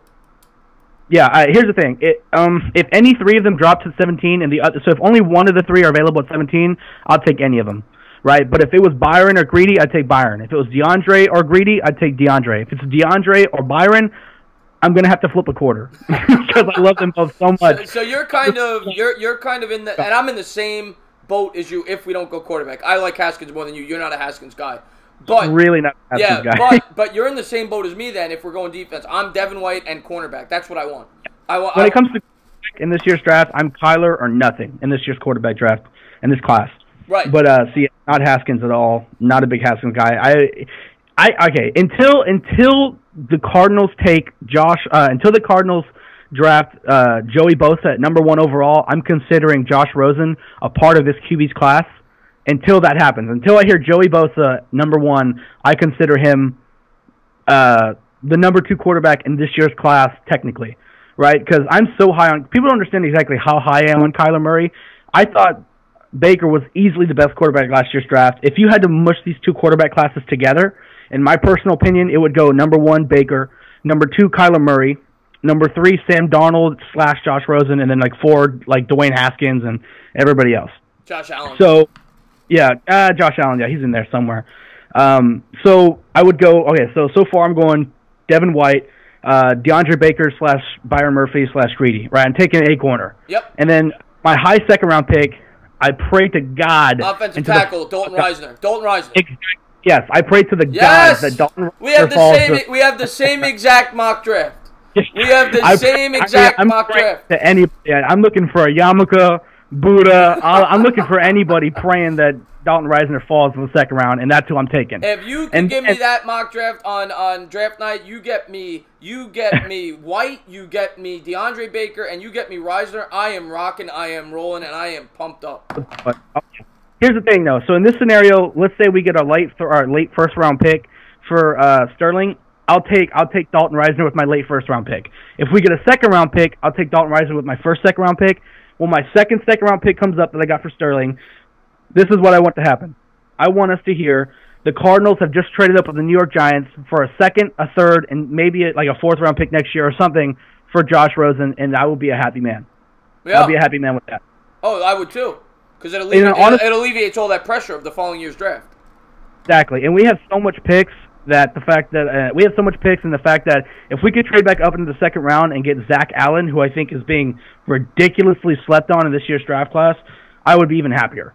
What do you think? What do you think of Reisner? Bad Dog. If Kyler Baker and Reisner happen, I would probably cry. I would probably cry. That's actually my dream scenario: is Kyler Baker and Reisner, or Kyler Murphy Reisner. That's actually my dream scenario.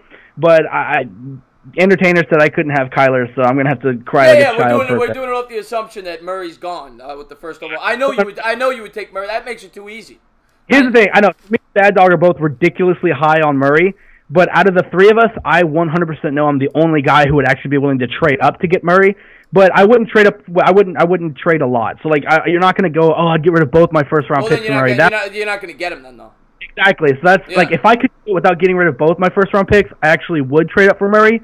But if I could do it just without getting my 2 first rounds, but if I had to give up my 2 first rounds, as much as I love the guy, couldn't do it. I'll wait till next year and try. So you're not going to do it then, because let's be realistic. That's what it would cost.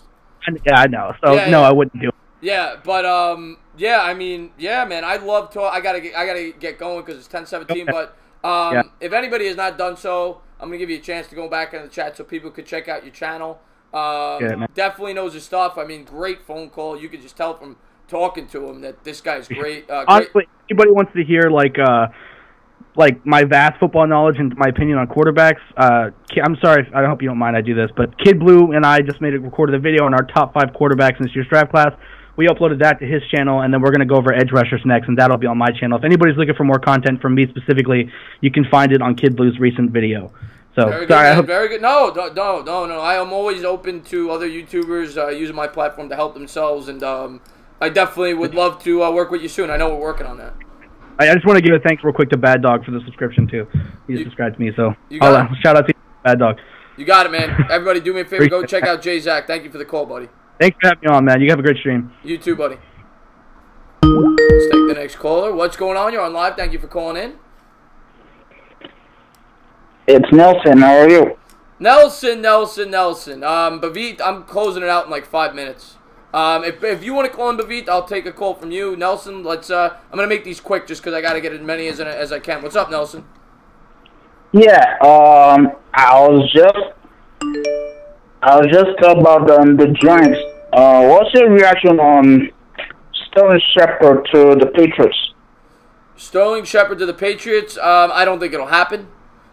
We just talked about that. If they could get a second-round pick, I would be okay with it. I'm not going to be jumping for joy. But anything less than a second-round pick, I'm not trading them.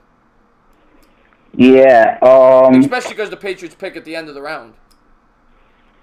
Yeah, right. And another thing about Dave Gettleman's news conference. And the Dave Gettleman's news conference. I heard that and we can still win while we're rebuilding. Why we're rebuilding? Yeah. Yeah, well, what I heard about Dave Gettleman's conference was, I don't know which one you're referring to, the initial one or the WFAN one. But he said he has a plan, and all we can do as Giants fans is trust it. I think he does have a plan. I think he said a lot of things that were lies, but I guess that's the general manager's job. He can't go out there and bash his former employee, and I made that video just basically breaking down what I thought from it. I wasn't even so much trying to bash Gettleman as to just tell the truth rather than spit lies, because that's what Gettleman did today, in my opinion. Saying that he wasn't shopping Beckham and that, Eli still has the arm strength he had. He's saying what I guess he has to say as the representative of the Giants. Yeah. Okay, I think that's it. You said you said that you take the last caller?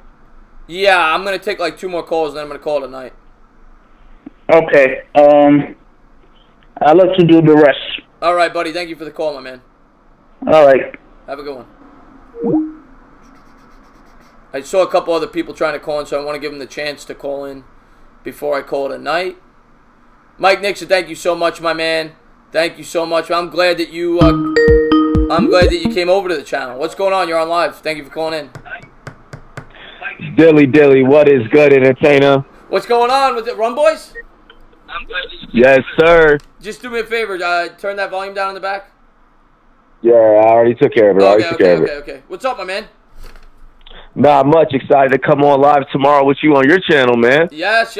Run Boys will be. I'm going to be getting that back up and running this week. We're going to have the basically it's a sports show, but it's more so of a show getting to know other YouTubers. He has a sports channel. Does a lot of live streaming, a lot of fantasy content. So I'm looking forward to that. We're gonna, I talk about like why you started YouTube, some interesting questions. So I'm really looking forward to that. And what's up, man? Nah, not much. I'm excited to talk Redskins Giants with you tomorrow. I don't know if you've had. I can't remember the last time you had a rival within the division come on and feature with you. So I'm excited about that. I'm excited to talk, Lakers, Knicks. Yeah. I've never had a Redskins guy. I've had Philly 500 on, but I've never had a Redskins guy on ever. Well, I am definitely happy to be the very first for Redskins Nation to represent on an Entertainment Talk the Sports channel tomorrow.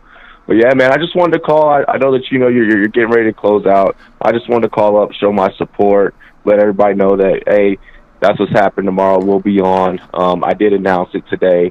And I also, one more thing, I did join your bracket as well, brother. Oh, good stuff. Yeah, let me put that in real quick for anybody that may have just popped in or not seen it. I'll do that good reminder there.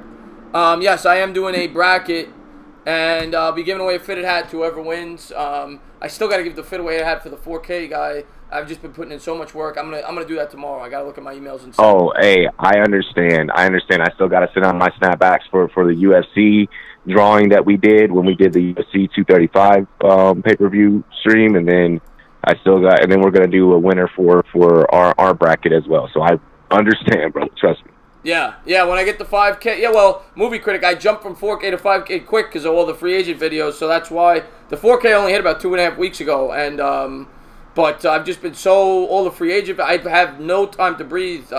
This is a time to really get an opportunity to grow your channel, and I want to make the most of it. So. But I'm definitely giving away. I got to get in touch with him tomorrow. So I'll send that out to him, and then the winner of this will get a fitted hat as well. And then when I hit 10K, if I should never say when, if I hit 10K, my plan is to give away 2 tickets to a game of the person's choice. Nice. I like that. I like that 10K giveaway. Nice. Yeah, man. I just hit the 1K, and we're gonna begin filming our 1K special. Our thank you episode this week. But yeah, man. I know when I look up to you, man, and I see what you're doing, and I appreciate you for paving the way, brother, as always. Yeah, I mean, are you kidding me, man? I'm pretty new to this as well, man. So anytime I get to collaborate with another YouTuber I respect, I want to jump at it. I don't care if you got 100,000 people on your channel or 1,000 or 10. But That's facts. I love what you do over there, and congrats on the 1K, and I know you're going to continue to grow. So I see you putting in that work over there. Most certainly, man. Hey, we'll talk some more tomorrow. I want to let some more of the viewers call in and show you that love as well, though, man. All right, my man. Thank you so much for the call, buddy. No worries. Enjoy your night. All right, you too. And somebody asked, what if the ticket is to do a video with you? So, movie critic, you would rather do a video live on my channel than go to a sports game? Odell Beckham, have a great night, man. Thank you so much for tuning into the stream, buddy. It is 10:25. I think we're going to wrap this up. You're about to join that bracket. Yes, yes, yes. Please join that bracket. Please join that bracket. There's the link again. Skins eye on something for signing Flowers. Yeah, I don't know what they're thinking there. They're signing all the former Giants. But I think that's it. Looks like the phones are dying down. Jonathan Cornozo, what's going on? Afghanistan, I really appreciate that. Yeah, I'm going to get off now because I know Bad Dog's probably streaming. I don't want to take away any of his audience. Dire Giants fan, have a good night. Tevin, yeah, I heard they signed Flowers. They signed Flowers. Crazy. Don't really get that move. But I just want to say thank you to everybody that tuned in. Bobby Woodruff, Marjorie Simmons, MH, Odell Beckham, the movie critic, Lamel Sinclair, Jonathan, movie critic. Thank you so much for the super chat. Really appreciate that. Tevin, Afghanistan, Dire Giants fan. Ibudum, have a good night. Rogue Dog, have a good night. I just want to read this. Great stream. This is for when we go to staff. Yes, we will do that at some point. We will do that. Sam Rim says, just rewatched the WFN video. Confirm. Mike asked, draft or trade a quarterback this year. And Gattelman says, okay. So we'll have to see, Sam. We'll have to see. Zach, have a great night. Kid Blue, have a great night. Everybody go over there. Check out their channel. Sam Rim, I appreciate that. Much love to you, Tevin, man. Yeah, we may not always agree, Tevin, but I always appreciate the respect people show that they're able to listen to my opinion. You're not always going to agree with it. I mean, it would be boring if you always agreed with my opinion. But Tevin's a great part of my channel, so I appreciate that. Movie critic, have a good night. Rum Boys, have a great night. Darnell, have a great night. 40 Luck, have a great night. Oh, Derek, who called in earlier. All right, good stuff, man. Thank you for calling in, buddy. And, yeah, we're going to wrap it up. But have a good night, guys. Thank you guys for being a part of the stream. And I'll see you guys soon. I'll be live tomorrow night. Yeah. I know you did that. You guys said that. Yeah. Going over to Kid Blue's channel. Check it out. Check out J-Zach's channel. Check them all out. Have a good night, Big Blue Wrecking Crew. Thank you for tuning in the stream. I really appreciate that, Darnell. Thank you very much. Thank you very much. Rogue Dog, peace out. Peace out. Peace out. MH, good night. I'll wait a couple more minutes. If anybody else wants to say good, I always like to say good night to everybody. Sam Rim, good night. Love you too, MH. Going over to Bad Dogs. Check him out. Later, Afghanistan. Thank you for tuning into the stream. Thank you for tuning into the stream. You have to invite them my email, movie critic, by email. Sarah, have a good night. I'm wrapping it up. Have a good night, Sarah. Thank you for being a part of the stream. It's great talking to you. Have a great night, guys. Have a great night. All right, I'm going to wrap it up. Have a good night, guys.